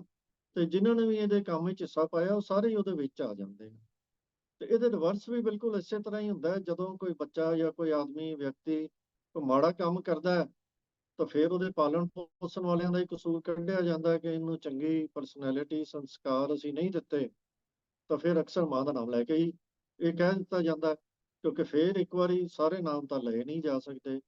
ਹੁਣ ਦੋਹੇ ਥਾਵਾਂ ਦੇ ਉੱਤੇ ਮਾਂ ਇੱਕ ਨੁਮਾਇੰਦਾ ਹੀ ਹੁੰਦੀ ਹੈ, ਇੱਕ ਰਿਪਰੈਜ਼ੈਂਟੇਟਿਵ ਵਜੋਂ ਜਾਂ ਇੱਕ ਸਿੰਬਲ ਵਜੋਂ ਵਰਤ ਲਿਆ ਜਾਂਦਾ ਹੈ। ਇਹਦੇ ਵਿੱਚ ਇਸ ਚੀਜ਼ ਨੂੰ ਜਦੋਂ ਅਸੀਂ ਫੈਮਿਨਿਸਟਸ ਦੇ ਨਜ਼ਰੀਏ ਵਾਲੇ, ਇਤਰਾਜ਼ ਵਾਲੀ ਕੋਈ ਗੱਲ ਨਹੀਂ ਹੈ, ਕਿਉਂਕਿ ਗੁਰਬਾਣੀ ਵਿੱਚ ਕਿਧਰੇ ਵੀ ਅਸਲ ਦੇ ਵਿੱਚ, ਜਿਵੇਂ ਮੈਂ ਪਹਿਲਾਂ ਜ਼ਿਕਰ ਕੀਤਾ, ਗੁਰਬਾਣੀ ਦਾ ਇਸਤਰੀ ਦਾ ਤਿਰਸਕਾਰ, ਨਿੰਦਾ, ਨਿਖੇਧੀ ਕਿਤੇ ਨਹੀਂ ਕੀਤਾ ਗਿਆ। ਸਗੋਂ ਗੁਰਬਾਣੀ ਦੀ ਨਜ਼ਰ ਵਿੱਚ ਤਾਂ ਅਸੀਂ ਸਾਰੇ ਹੀ ਉਸ ਅਕਾਲ ਪੁਰਖ ਦੀਆਂ ਇਸਤਰੀਆਂ ਹਾਂ। ਜਦੋਂ ਗੁਰਬਾਣੀ ਦੇ ਵਿੱਚ ਮਰਦਾਂ ਨੂੰ ਹੀ ਇਸਤਰੀਆਂ ਦੀ ਮਾਨਸਿਕਤਾ ਧਾਰਨ ਕਰਕੇ ਉਹ ਦੈਵੀ ਗੁਣ ਧਾਰਨ ਕਰਨ ਲਈ ਕਿਹਾ ਗਿਆ ਹੋਵੇ, ਜੋ ਆਮ ਤੌਰ ਤੇ ਇਸਤਰੀਆਂ ਨਾਲ ਸੰਬੰਧਿਤ ਕੀਤੇ ਜਾਂਦੇ ਹਨ, ਤਾਂ ਮੈਨੂੰ ਲੱਗਦਾ ਹੈ ਇਹਦੇ ਵਿੱਚੋਂ ਮਿਜ਼ੋਜਨੀ ਜਾਂ ਮੇਲ ਚੌਵਿਨਿਜ਼ਮ ਦੇ ਤੱਤ ਲੱਭਣ ਦੀ ਗੱਲ ਜਿਹੜੀ ਹੈ ਉਹ ਸਾਨੂੰ ਇਹੋ ਜਿਹੀ ਮਾਨਸਿਕਤਾ ਨਹੀਂ ਰੱਖਣੀ ਚਾਹੀਦੀ। ਇਹਦਾ ਇਸ ਤਰੀਕੇ ਨਾਲ ਸੋਚ ਕੇ ਅਸੀਂ ਆਪਣਾ ਹੀ ਨੁਕਸਾਨ ਕਰਦੇ ਹਾਂ। ਇੱਕ ਉਦਾਹਰਨ ਹੋਰ ਲੈ ਲਈਏ, ਨਿਵੰਡ ਸੋ ਅੱਖਰ ਖਵਣ ਗੁਣ ਜੇਬਾ ਬਣੀਆਂ ਮੰਤ, ਇਹ ਤਰੈ ਭੈਣੇ ਵੇਸ ਕਰ ਤਾਂ ਵਸ ਆਵੀ ਕੰਤ। ਹੁਣ ਜੇ ਇਹਨਾਂ ਪੰਕਤੀਆਂ ਦੇ ਅਰਥ ਵੀ ਅਸੀਂ ਕੇਵਲ ਇਸਤਰੀਆਂ ਵਾਸਤੇ ਕਰ ਲਵਾਂਗੇ ਤਾਂ ਇਹ ਤਾਂ ਅਰਥਾਂ ਦੇ ਅਨਰਥ ਹੋ ਜਾਣਗੇ। ਅਸਲ ਵਿੱਚ ਇੱਥੇ ਸਾਰੇ ਇਸਤਰੀ ਮਰਦਾਂ ਨੂੰ ਇਕੱਠੇ ਸੰਬੋਧਨ ਕਰਕੇ ਭੈਣੇ ਦੇ ਨਾਮ ਥੱਲੇ ਰੱਖਿਆ ਗਿਆ। ਬਿਲਕੁਲ ਇਸੇ ਤਰ੍ਹਾਂ ਮੈਤਾਰੀ ਦਾ ਅਰਥ ਕੇਵਲ ਇੱਕ ਇਸਤਰੀ ਜਾਂ ਮਾਂ ਤੱਕ ਸੀਮਤ ਕਰ ਦੇਣਾ ਅਨਰਥ ਹੋਵੇਗਾ। ਇੱਥੇ ਵੀ ਇਹ ਲਫ਼ਜ਼ ਮੈਤਾਰੀ ਇਹ ਜਿਹੜਾ ਲਫ਼ਜ਼ ਮੈਤਾਰੀ ਹੈ, ਇਹਦੇ ਅਰਥ ਵੀ ਉਹਨਾਂ ਸਭ ਦੇ ਲਈ ਲਾਗੂ ਹੁੰਦੇ ਹਨ ਜਿਹੜੇ ਬੱਚੇ ਦੀ ਸ਼ਖਸੀਅਤ ਦੀ ਉਸਾਰੀ ਦੇ ਵਿੱਚ ਹਿੱਸਾ ਜਿਨ੍ਹਾਂ ਨੇ ਪਾਇਆ। ਹੁਣ ਜਦੋਂ ਅਸੀਂ ਗੁਰਬਾਣੀ ਨੂੰ ਆਧੁਨਿਕ ਯੁੱਗ ਦੇ ਵਿਚਾਰਾਂ ਤੇ ਕਸਵੱਟੀਆਂ ਤੇ ਪਰਖਣਾ ਸ਼ੁਰੂ ਕਰ ਦਿੰਦੇ ਹਾਂ ਤਾਂ ਅਸੀਂ ਆਪ ਹੀ ਦੁਬਿਧਾ ਵਿੱਚ ਫਸ ਜਾਂਦੇ ਹਾਂ। ਦੂਜਾ ਨੁਕਸਾਨ ਇਹ ਹੁੰਦਾ ਹੈ ਕਿ ਐਸਾ ਕਰਦੇ ਹੋਏ ਅਸੀਂ ਇਹਨਾਂ ਟੁੱਚਰਾਂ ਤੇ ਘੁਣਤਰਾਂ ਦੇ ਵਿੱਚ ਆਪ ਹੀ ਫਸ ਜਾਂਦੇ ਹਾਂ ਜਿਹੜੀ ਲੋਕਾਂ ਨੇ ਖੜੀਆਂ ਕੀਤੀਆਂ ਹੁੰਦੀਆਂ, ਤੇ ਗੁਰਬਾਣੀ ਦੇ ਉਪਦੇਸ਼ ਵੱਲੋਂ ਸਾਡਾ ਧਿਆਨ ਹਟ ਜਾਂਦਾ ਹੈ। ਅੱਜ ਦੀ ਪੰਕਤੀ ਦੀ ਆਪਾਂ ਉਦਾਹਰਨ ਲੈ ਲਈਏ, ਆਪਾਂ ਇੰਨੀ ਵਿਚਾਰ ਕਰ ਲਈ ਹੈ, ਪਰ ਇਸ ਸ਼ਬਦ ਵਿੱਚ ਕਬੀਰ ਜੀ ਨੇ ਸਾਨੂੰ ਕੀ ਉਪਦੇਸ਼ ਦਿੱਤਾ ਹੈ ਉਹਦੀ ਤਾਂ ਅਸੀਂ ਕੋਈ ਗੱਲ ਹੀ ਨਹੀਂ ਕੀਤੀ। ਅਸੀਂ ਇਸੇ ਚੀਜ਼ ਨੂੰ ਹੀ ਸੈਟਲ ਕਰਨ ਤੇ ਲੱਗੇ ਰਹੇ ਕਿ ਮੈਤਾਰੀ ਸ਼ਬਦ ਕਬੀਰ ਜੀ ਨੇ ਕਿਉਂ ਵਰਤ ਲਿਆ, ਜਦ ਕਿ ਇੱਕ ਸਿੱਖ ਹੋਣ ਦੇ ਨਾਤੇ ਸਾਡਾ ਸਭ ਤੋਂ ਪਹਿਲਾ ਫਿਕਰ ਤੇ ਇਹ ਹੋਣਾ ਚਾਹੀਦਾ ਸੀ ਕਿ ਬਾਣੀ ਸਾਨੂੰ ਸਮਝਾ ਕੀ ਰਹੀ ਹੈ, ਅਸੀਂ ਉਹਨੂੰ ਸਮਝੀਏ ਤੇ ਉਹਨੂੰ ਅਮਲ ਦੇ ਵਿੱਚ ਲਿਆਈਏ। ਜਿਵੇਂ ਅਸੀਂ ਇਸ ਪ੍ਰਸ਼ਨ ਨੂੰ ਵਿਚਾਰਦੇ ਹੋਏ ਇਸ ਬਾਣੀ ਦੇ ਉਪਦੇਸ਼ ਤੋਂ ਦੂਰ ਹੋ ਕੇ ਸ਼ੋਵਿਨਿਜ਼ਮ ਤੇ ਮਿਜ਼ੋਜਨੀ ਦੀ ਦੁਨੀਆ ਦੇ ਵਿੱਚ ਪਹੁੰਚ ਗਏ, ਤੇ ਇਸੇ ਤਰ੍ਹਾਂ ਹੀ ਜਦੋਂ ਅਸੀਂ ਹੋਰ ਥਾਵਾਂ ਤੇ ਵੀ ਇਹਨਾਂ ਘੁਣਤਰਾਂ ਦੇ ਵਿੱਚ ਪੈ ਜਾਂਦੇ ਹਾਂ ਤੇ ਅਸਲ ਵਿੱਚ ਅਸੀਂ ਬਾਣੀ ਨਾਲੋਂ ਟੁੱਟ ਕੇ ਹੋਰ ਵਿਚਾਰਾਂ ਦੇ ਵਿੱਚ ਪੈ ਜਾਂਦੇ ਹਾਂ ਤੇ ਗੁਰਬਾਣੀ ਦਾ ਉਪਦੇਸ਼ ਪ੍ਰਾਪਤ ਕਰਨ ਤੋਂ ਵਾਂਝੇ ਰਹਿ ਜਾਂਦੇ ਹਾਂ। ਤਾਂ ਮੇਰੀ ਬੇਨਤੀ ਹੈ ਕਿ ਇਹਨਾਂ ਨੂੰ ਪ੍ਰੋਪਰ ਕੰਟੈਕਸਟ ਦੇ ਵਿੱਚ ਰੱਖ ਕੇ ਸਾਨੂੰ ਵਿਚਾਰ ਕਰਨਾ ਚਾਹੀਦਾ ਹੈ, ਪਰ ਸਾਡਾ ਫੋਕਸ ਜਿਹੜਾ ਹੈ ਉਹ ਹਮੇਸ਼ਾ ਇਸੇ ਗੱਲ ਉੱਤੇ ਹੀ ਹੋਣਾ ਚਾਹੀਦਾ ਹੈ ਕਿ ਕਬੀਰ ਜੀ ਜਾਂ ਗੁਰੂ ਸਾਹਿਬ ਜਿਹੜੇ ਉਸ ਸ਼ਬਦ ਨੂੰ ਉਚਾਰ ਰਹੇ ਹੁੰਦੇ ਹਨ ਉਹ ਸਾਨੂੰ ਉਪਦੇਸ਼ ਕੀ ਕਰ ਰਹੇ ਹੁੰਦੇ ਨੇ। ਤੋ ਹੋਈਆਂ ਭੁੱਲਾਂ ਦੀ ਖਿਮਾ ਕਰਨੀ। ਆਸ ਹੈ ਜੀ ਇਸ ਸਵਾਲ ਦੇ ਸਾਰੇ ਪੱਖ ਕਲੀਅਰ ਹੋ ਗਏ ਹੋਣਗੇ। ਹੋਈਆਂ ਭੁੱਲਾਂ ਚੁੱਕਾਂ ਦੀ ਖਿਮਾ ਕਰਨੀ। ਵਾਹਿਗੁਰੂ ਜੀ ਕਾ ਖਾਲਸਾ, ਵਾਹਿਗੁਰੂ ਜੀ ਕੀ ਫਤਿਹ। ਅਸਲ ਫੋਕਸ ਹੋਣਾ ਚਾਹੀਦਾ ਹੈ ਕਿ ਉਪਦੇਸ਼ ਕੀ ਹੈ। ਬਹੁਤ ਠੀਕ ਗੱਲ ਕਹੀ। ਔਰ ਸਿਰਫ ਮੈਤਾਰੀ ਜਿਹੜਾ ਸ਼ਬਦ ਹੈ ਉਹਦੀ ਗੱਲ ਨਹੀਂ, ਹੋਰ ਬਹੁਤ ਸਾਰੇ ਪੁਆਇੰਟ ਵੀ ਜਿਹਨੇ ਦੱਸੇ ਨੇ, ਬੜੇ ਕੀਮਤੀ ਪੁਆਇੰਟ ਨੇ, ਸਮਝਣ ਵਾਲੇ ਨੇ। ਤੋ ਮੈਤਾਰੀ ਬਾਰੇ ਕੁਝ ਇੱਕ ਵਿਆਖਿਆ ਕਰਨ ਨੇ ਇਹਨੂੰ ਮਤ, ਇਹਦਾ ਅਰਥ ਕਰੇ ਮਤ ਕਰਕੇ ਲਿਖਿਆ, ਉਹਦੀ ਮਤ ਜਿਹੜੀ ਆ। ਪਰ ਵੀਰ ਜੀ ਨੇ ਬੜਾ ਹੀ ਸਲੀਕੇ ਦੇ ਨਾਲ ਔਰ ਬੜਾ ਐਕਸਪਲੇਨੇਸ਼ਨ ਦੇ ਨਾਲ ਦੱਸਿਆ, ਬਾਅਦ ਰੀਲ ਦੱਸਿਆ ਕਿ ਇਹਦਾ ਅਰਥ ਕੀ ਹੈ। ਤੋ ਸੰਗਤ ਜੀ ਮੈਂ ਦੇਖ ਰਿਹਾ ਸਾਂ ਕਿ ਵੀਰ ਜੀ ਨੇ ਜਿੱਥੇ ਸਾਨੂੰ ਇਹ ਜਿਹੜਾ ਸਵਾਲ ਹੈ ਉਹਨੂੰ ਹੱਲ ਕੀਤਾ, ਉੱਥੇ ਹੋਰ ਗੱਲਾਂ ਸਾਹਮਣੇ ਆਉਂਦੀਆਂ ਕਿ ਜਿਵੇਂ ਅੱਜ ਜਿਹਨਾਂ ਰਾਮ ਭਗਤ ਨੇ ਸਾਧੀ ਵੀ ਸਾਡਾ ਹਰੇਕ ਦਾ ਫਰਜ਼ ਕੀ ਬਣਦਾ, ਜ਼ਿੰਦਗੀ ਕਾਹਦੇ ਲਈ ਮਿਲੀ ਹੈ, ਉਹ ਤੋਂ ਵੀ ਅਸੀਂ ਖੁੰਝੇ ਹਾਂ। ਤੇ ਦੂਜੀ ਬੜੀ ਅਹਿਮ ਗੱਲ ਵੀਰ ਜੀ ਨੇ ਦੱਸੀ ਕਿ ਜਿਹੜਾ ਆਲਾ ਦੁਆਲਾ ਉਹ ਸਾਡੇ ਤੇ ਪ੍ਰਭਾਵ ਪਾਉਂਦਾ। ਤੋ ਇਸ ਕਰਕੇ ਹਮੇਸ਼ਾ ਸਾਨੂੰ ਸੋਚਣਾ ਚਾਹੀਦਾ ਕਿ ਸਾਡਾ ਆਲਾ ਦੁਆਲਾ ਹਮੇਸ਼ਾ ਸਾਫ਼ ਸੁਥਰਾ ਹੋਵੇ, ਇਹੋ ਜਿਹਾ ਵਿਚਾਰਾਂ ਦਾ ਨਾ ਹੋਵੇ ਜਿਹਦੇ ਨਾਲ ਸਾਡੇ ਵਿਚਾਰ ਵੀ ਖਰਾਬ ਹੋ ਜਾਣ। ਔਰ ਖਾਸ ਕਰਕੇ ਜਿਹੜੀ ਆਉਣ ਵਾਲੀ ਜਨਰੇਸ਼ਨ ਦੇ ਛੋਟੇ ਬੱਚੇ ਨੇ ਉਹਨਾਂ ਦਾ ਆਲਾ ਦੁਆਲਾ ਜਿਹੜਾ ਉਹ ਕਿਹੋ ਜਿਹਾ, ਕਿਹੋ ਜਿਹੇ ਲੋਕਾਂ 'ਚ ਵਿਚਰਦੇ ਨੇ ਜਾਂ ਸਾਡਾ ਕੀ ਵਰਤਾਓ ਉਹਨਾਂ ਪ੍ਰਤੀ ਹੈ, ਇਹ ਬੜੇ ਸਵਾਲ ਹੋਰ ਵਿੱਚੋਂ ਨਿਕਲ ਕੇ ਆਉਂਦੇ ਨੇ। ਤੋ ਸਾਡੇ ਚੰਗੇ ਮਾੜੇ ਕੰਮ ਜਿਹੜੇ ਨੇ, ਜਿੱਥੇ ਸਾਡੇ ਲਈ ਮਾੜੇ ਨੇ ਉੱਥੇ ਸਾਡੇ ਆਲੇ ਦੁਆਲੇ ਤੇ ਉਹਨਾਂ ਦਾ ਪ੍ਰਭਾਵ ਪੈਂਦਾ, ਉਹਦੇ ਵੀ ਅਸੀਂ ਕਸੂਰਵਾਰ। ਤੋ ਕਿੰਨੀਆਂ ਗੱਲਾਂ ਮੈਂ ਇਹ ਵੀਰ ਜੀ ਦੇ ਇਸ ਉੱਤਰ ਚੋਂ ਸਮਝੀਆਂ ਨੇ, ਤੋ ਮੈਂ ਇਸ ਲਈ ਵੀਰ ਪ੍ਰਭੂ ਕੀਰਤਨ ਸਿੰਘ ਦਾ ਬਹੁਤ ਬਹੁਤ ਧੰਨਵਾਦ ਕਰਦਾ। ਤੋ ਸੰਗਤ ਜੀ ਆਓ ਆਪਾਂ ਅਗਲਾ ਸਵਾਲ ਲੈਣ ਤੋਂ ਇੱਕ ਸਵਾਲ ਸੁਖਵੰਤ ਸਿੰਘ ਜੀ ਪਟਿਆਲਾ ਵਾਲੇ ਸ਼ਾਇਦ ਨੇ, ਉਹਨਾਂ ਨੇ ਸਵਾਲ ਪੁੱਛਿਆ ਸੀ ਕਿ ਹੁਣ ਵਾਲੀ ਅਰਦਾਸ ਤੇ ਜਿਹੜੀ ਅਰਦਾਸ ਆਪਾਂ ਹੁਣ ਕਰਦੇ ਆ, ਜਿਹੜੀ ਸਿੱਖ ਰਹਿਤ ਮਰਿਆਦਾ ਵਿੱਚ ਜਿਹੜੀ ਉਹਦੀ ਵਰਡਿੰਗ ਦਿੱਤੀ ਹੈ, ਉਹਨਾਂ ਦਾ ਸਵਾਲ ਹੈ ਕਿ ਉਸ ਤੋਂ ਪਹਿਲਾਂ ਜਦ ਇਹ ਮਰਿਆਦਾ ਨਹੀਂ ਸੀ ਬਣੀ ਕਿਹੜੀ ਅਰਦਾਸ ਕੀਤੀ ਜਾਂਦੀ ਸੀ। ਤੋ ਮੇਰੀ ਬੇਨਤੀ ਹੈ ਕਿ ਇਹਦੇ ਬਾਰੇ ਕੋਈ ਐਸੇ ਠੋਸ ਸਬੂਤ ਨਹੀਂ ਹੈਗੇ ਸਾਨੂੰ ਲੱਭ ਸਕੇ ਤੁਹਾਨੂੰ ਦੱਸੀਏ, ਪਰ ਇੱਕ ਗੱਲ ਬੜੀ ਜ਼ਰੂਰੀ ਹੈ, ਪੱਕੀ ਹੈ ਕਿ ਅਰਦਾਸ ਤਾਂ ਹਰੇਕ ਮਨੁੱਖ ਹਰ ਵੇਲੇ ਕਰਦਾ ਹੀ, ਕਿਉਂਕਿ ਜਿਸ ਵੇਲੇ ਵੀ ਜੀ ਕੀ ਬਿਰਥਾ ਹੋਏ ਸੋ ਗੁਰ ਪੈ ਅਰਦਾਸ ਕਰ, ਬਾਣੀ ਵੀ ਕਹਿੰਦੀ। ਔਰ ਜ਼ਰੂਰੀ ਗੱਲ ਹੈ ਵੀ ਇਸ ਸਿੱਖ ਰਹਿਤ ਮਰਿਆਦਾ ਬਣਨ ਤੋਂ ਪਹਿਲਾਂ ਵੀ ਜਿਹੜੀਆਂ ਸੰਗਤਾਂ ਨੇ ਅਰਦਾਸ ਕਰਦੀਆਂ ਹੋਣਗੀਆਂ, ਕਿਉਂਕਿ ਅਰਦਾਸ ਦਾ ਤੇ ਮਤਲਬ ਹੀ ਹੈ ਕਿ ਅਸੀਂ ਆਪਣੇ ਪ੍ਰਭੂ ਪਿਆਰੇ ਦੇ ਨਾਲ ਐਜ਼ ਬੱਚਿਆਂ ਦੇ ਤੌਰ ਤੇ, ਜਿਵੇਂ ਮਾਤਾ ਪਿਤਾ ਨਾਲ ਗੱਲ ਕਰੀ ਦੀ ਹੈ, ਤੋ ਇਸੇ ਤਰ੍ਹਾਂ ਉਸ ਪ੍ਰਮਾਤਮਾ ਨਾਲ, ਵਾਹਿਗੁਰੂ ਨਾਲ ਆਪਣੇ ਦਿਲ ਦੀਆਂ ਗੱਲਾਂ ਕਰਦੇ ਆ। ਉਹ ਦਿਲ ਦੀਆਂ ਗੱਲਾਂ ਹੀ ਅਰਦਾਸ ਨੇ। ਤੇ ਹੁਣ ਵੀ ਜਿਹੜੀ ਮਰਿਆਦਾ ਚੱਲ ਰਹੀ ਹੈ ਜੀ, ਸੰਗਤੀ ਰੂਪ ਜਿਹੜੀ ਅਰਦਾਸ ਹੈ ਉਹਦੀ ਵਰਡਿੰਗ ਤਾਂ ਦਿੱਤੀ ਹੈ, ਪਰੰਤੂ ਜਿਹੜੀ ਜ਼ਾਤੀ ਅਰਦਾਸ ਆਪਾਂ ਕਰਦੇ ਉਹਦੀ ਕੋਈ ਵਰਡਿੰਗ ਨਹੀਂ। ਕਿਉਂਕਿ ਇੱਕ ਬੱਚਾ ਜਿਹੜਾ ਉਹ ਆਪਣੇ ਮਾਤਾ ਪਿਤਾ ਨੂੰ ਜਿਹੜੇ ਮਰਜ਼ੀ ਸ਼ਬਦਾਂ ਨਾਲ ਸੰਬੋਧਨ ਕਰੇ, ਕੁਛ ਪਿੱਛੇ ਮਾਤਾ ਪਿਤਾ ਨੂੰ ਸਭ ਪਤਾ ਹੁੰਦਾ। ਇੱਥੇ ਤਾਂ ਵਾਹਿਗੁਰੂ ਦੀ ਗੱਲ ਹੈ। ਸੋ ਇਸ ਕਰਕੇ ਕੋਈ ਐਸੀ ਕੋਡੀਫਾਈਡ ਨਹੀਂ ਹੈ। ਹਾਂ ਇਹ ਜ਼ਰੂਰ ਹੈ, ਸੁਖਮਨੀ ਸਾਹਿਬ ਜਿਵੇਂ ਹੁੰਦਾ ਕਿ ਤੂੰ ਠਾਕੁਰ ਤੁਮ ਪੈ ਅਰਦਾਸ ਜਿਉ ਪਿੰਡ ਸਭ ਤੇਰੀ ਦਾਸ, ਉਹ ਜਿਹੜਾ ਸਟੈਂਜ਼ਾ ਹੈਗਾ ਉਹ ਅਰਦਾਸ ਬਾਰੇ ਦੱਸਦਾ। ਤੇ ਹੋ ਸਕਦਾ ਹੈ ਕਿ ਸਮੇਂ-ਸਮੇਂ ਅਰਦਾਸ ਜਿਹੜੀ ਹੈ ਉਹ ਜਿਸ ਤਰ੍ਹਾਂ ਦੀ ਮਤਲਬ ਕਿਸੇ ਦੇ ਮਨ ਦੀ ਦਸ਼ਾ ਹੈ ਜਾਂ ਸੰਗਤਾਂ ਦਾ ਜੋ ਵੀ ਉਸ ਵੇਲੇ ਚੱਲ ਰਿਹਾ ਹੋਏਗਾ ਕੀਤਾ ਹੋਏਗਾ, ਪਰੰਤੂ ਅੱਜ ਜਿਹੜੀ ਅਰਦਾਸ ਹੈ ਉਹ ਸਾਡੀ ਸਿੱਖ ਰਹਿਤ ਮਰਿਆਦਾ 'ਚ ਦਿੱਤੀ ਹੈ। ਤੇ ਜਿੰਨਾ ਚਿਰ ਉਹ ਅਰਦਾਸ ਮਰਿਆਦਾ 'ਚ ਹੈ ਉਹਦੀ ਕੋਈ ਅਮੈਂਡਮੈਂਟ ਨਹੀਂ ਹੁੰਦੀ ਤੇ ਸਾਨੂੰ ਉੱਥੇ ਕੋਈ ਕਿੰਤੂ ਪਰੰਤੂ ਕਰਨ ਦੀ ਵੀ ਲੋੜ ਨਹੀਂ। ਇਹ ਮੈਂ ਗੱਲ ਇਸ ਕਰਕੇ ਕਿਹਾ ਕਿ ਕਈ ਵਾਰੀ ਸਾਡੇ ਕੁਝ ਵੀਰ ਭੈਣਾਂ ਇਹੋ ਜਿਹੇ ਨੇ ਜਿਹੜੇ ਸਿੱਖ ਪੰਥ ਵਿੱਚ ਜਿਹੜੇ ਅਰਦਾਸ ਦੀ ਵਰਡਿੰਗ ਬਾਰੇ ਕੁਝ ਕਿੰਤੂ ਪਰੰਤੂ ਕਰਦੇ ਨੇ। ਠੀਕ ਹੈ, ਨਹੀਂ ਹੈ, ਮੈਂ ਇਹ ਨਹੀਂ ਕਹਿ ਰਿਹਾ, ਪਰ ਮੈਂ ਇੱਕ ਗੱਲ ਜ਼ਰੂਰ ਕਹਾਂਗਾ ਕਿ ਜਿਹੜਾ ਵਿਧਾਨ ਮਰਿਆਦਾ ਸਾਡੀ ਅੱਜ ਚੱਲ ਰਹੀ ਹੈ, ਜਿੰਨਾ ਚਿਰ ਉਹਦੀ ਕੋਈ ਅਮੈਂਡਮੈਂਟ ਨਹੀਂ ਹੁੰਦੀ ਸਾਨੂੰ ਕੋਈ ਅਧਿਕਾਰ ਨਹੀਂ ਕਿਸੇ ਵਿੱਚ ਕੋਈ ਚੇਂਜ ਕਰੀਏ। ਸੋ ਸਾਨੂੰ ਅਰਦਾਸ ਸੰਗਤੀ ਰੂਪ 'ਚ ਉਹੀ ਕਰਨੀ ਚਾਹੀਦੀ ਹੈ ਜਿਹੜੀ ਸਿੱਖ ਰਹਿਤ ਮਰਿਆਦਾ ਦਿੱਤੀ ਹੈ। ਇਹ ਮੇਰੀ ਬੇਨਤੀ ਹੈ।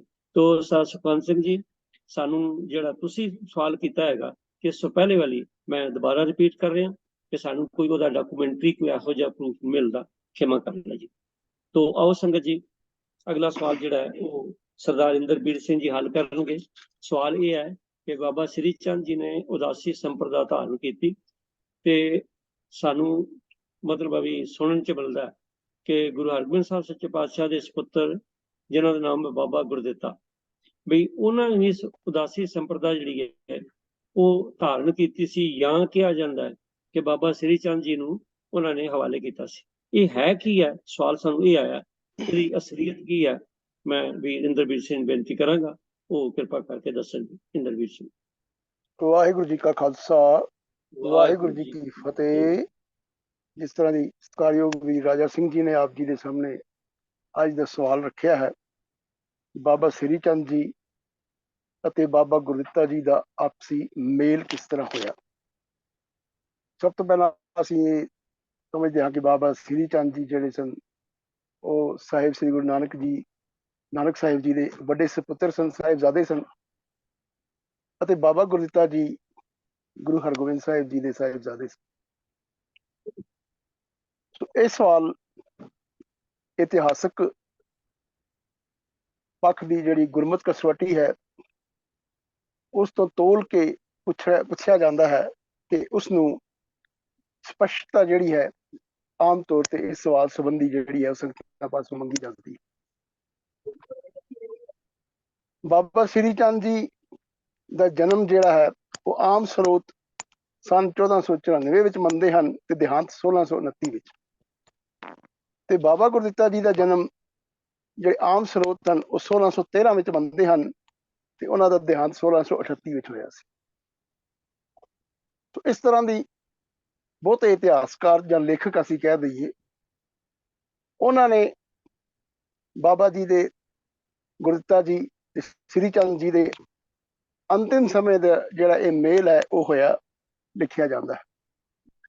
ਸਭ ਤੋਂ ਪਹਿਲਾਂ ਅਸੀਂ ਮੇਲ ਦੀ ਗੱਲ ਕਰਾਂਗੇ ਕਿ ਪ੍ਰੋਫੈਸਰ ਸਾਹਿਬ ਸਿੰਘ ਜੀ ਨੇ ਆਪਣੀ ਪੁਸਤਕ ਗੁਰ ਇਤਿਹਾਸ ਵਿੱਚ ਲਿਖਿਆ ਹੈ ਕਿ ਕਰਤਾਰਪੁਰ ਤੋਂ ਰਾਮਦਾਸ ਆਦਿਕ ਵੱਲ ਚੱਲਣ ਵੇਲੇ ਗੁਰੂ ਹਰਗੋਬਿੰਦ ਸਾਹਿਬ ਨੇ ਆਪਣੇ ਵੱਡੇ ਸਾਹਿਬਜ਼ਾਦੇ ਬਾਬਾ ਗੁਰਦਿੱਤਾ ਜੀ ਨੂੰ ਵੀ ਨਾਲ ਲੈ ਲਿਆ ਸੀ ਤੇ ਉਸ ਵਕਤ ਉਹਨਾਂ ਦੀ ਆਯੂ 16 ਸਾਲ ਸੀ ਬਾਬਾ ਗੁਰਦਿੱਤਾ ਜੀ ਦੀ।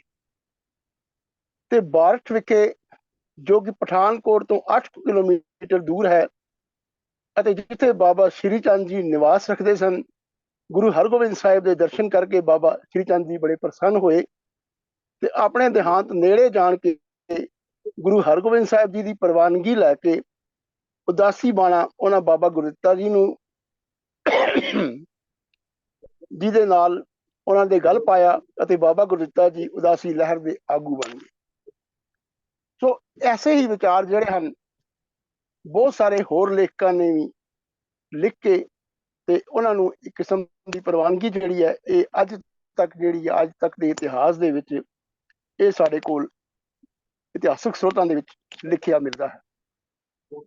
ਸੰਗਤ ਜੀ, ਅਸੀਂ ਜਾਣਦੇ ਹਾਂ ਕਿ ਸਿੱਖ ਇਤਿਹਾਸ ਦਾ ਮੁੱਖ ਸਰੋਤ ਆਮ ਤੌਰ ਤੇ ਸਾਖੀ ਸਾਹਿਤ ਹੀ ਰਿਹਾ ਹੈ ਤੇ ਐਸੀਆਂ ਬਹੁਤ ਸਾਰੀਆਂ ਘਟਨਾਵਾਂ ਜਿਨ੍ਹਾਂ ਵਿੱਚ ਸਿਧਾਂਤਕ ਸਪਸ਼ਟੀਕਰਨ ਜ਼ਰੂਰੀ ਹੁੰਦਾ ਹੈ ਅਤੇ ਜਿਨ੍ਹਾਂ ਨੂੰ ਲਿਖਣ ਤੋਂ ਪਹਿਲਾਂ ਥੋੜੀ ਮਿਹਨਤ ਭਾਵ ਖੋਜ ਦੀ ਲੋੜ ਹੁੰਦੀ ਹੈ, ਉੱਥੇ ਇਸ ਸੰਬੰਧ ਵਿੱਚ ਇਹ ਖੇਚਲ ਕਰਨ ਤੋਂ ਬਿਨਾਂ ਸਾਡੇ ਕਈ ਲੇਖਕਾਂ ਇਤਿਹਾਸਕਾਰਾਂ ਨੂੰ ਨੇ ਜਿਵੇਂ ਹੈ ਤੇ ਰਹਿਣ ਦਿੱਤਾ ਜਾਵੇ ਦੀ ਭਾਵਨਾ ਦੇ ਨਾਲ ਆਪਣੇ ਵਿਸ਼ੇ ਪੂਰੇ ਕੀਤੇ ਹਨ।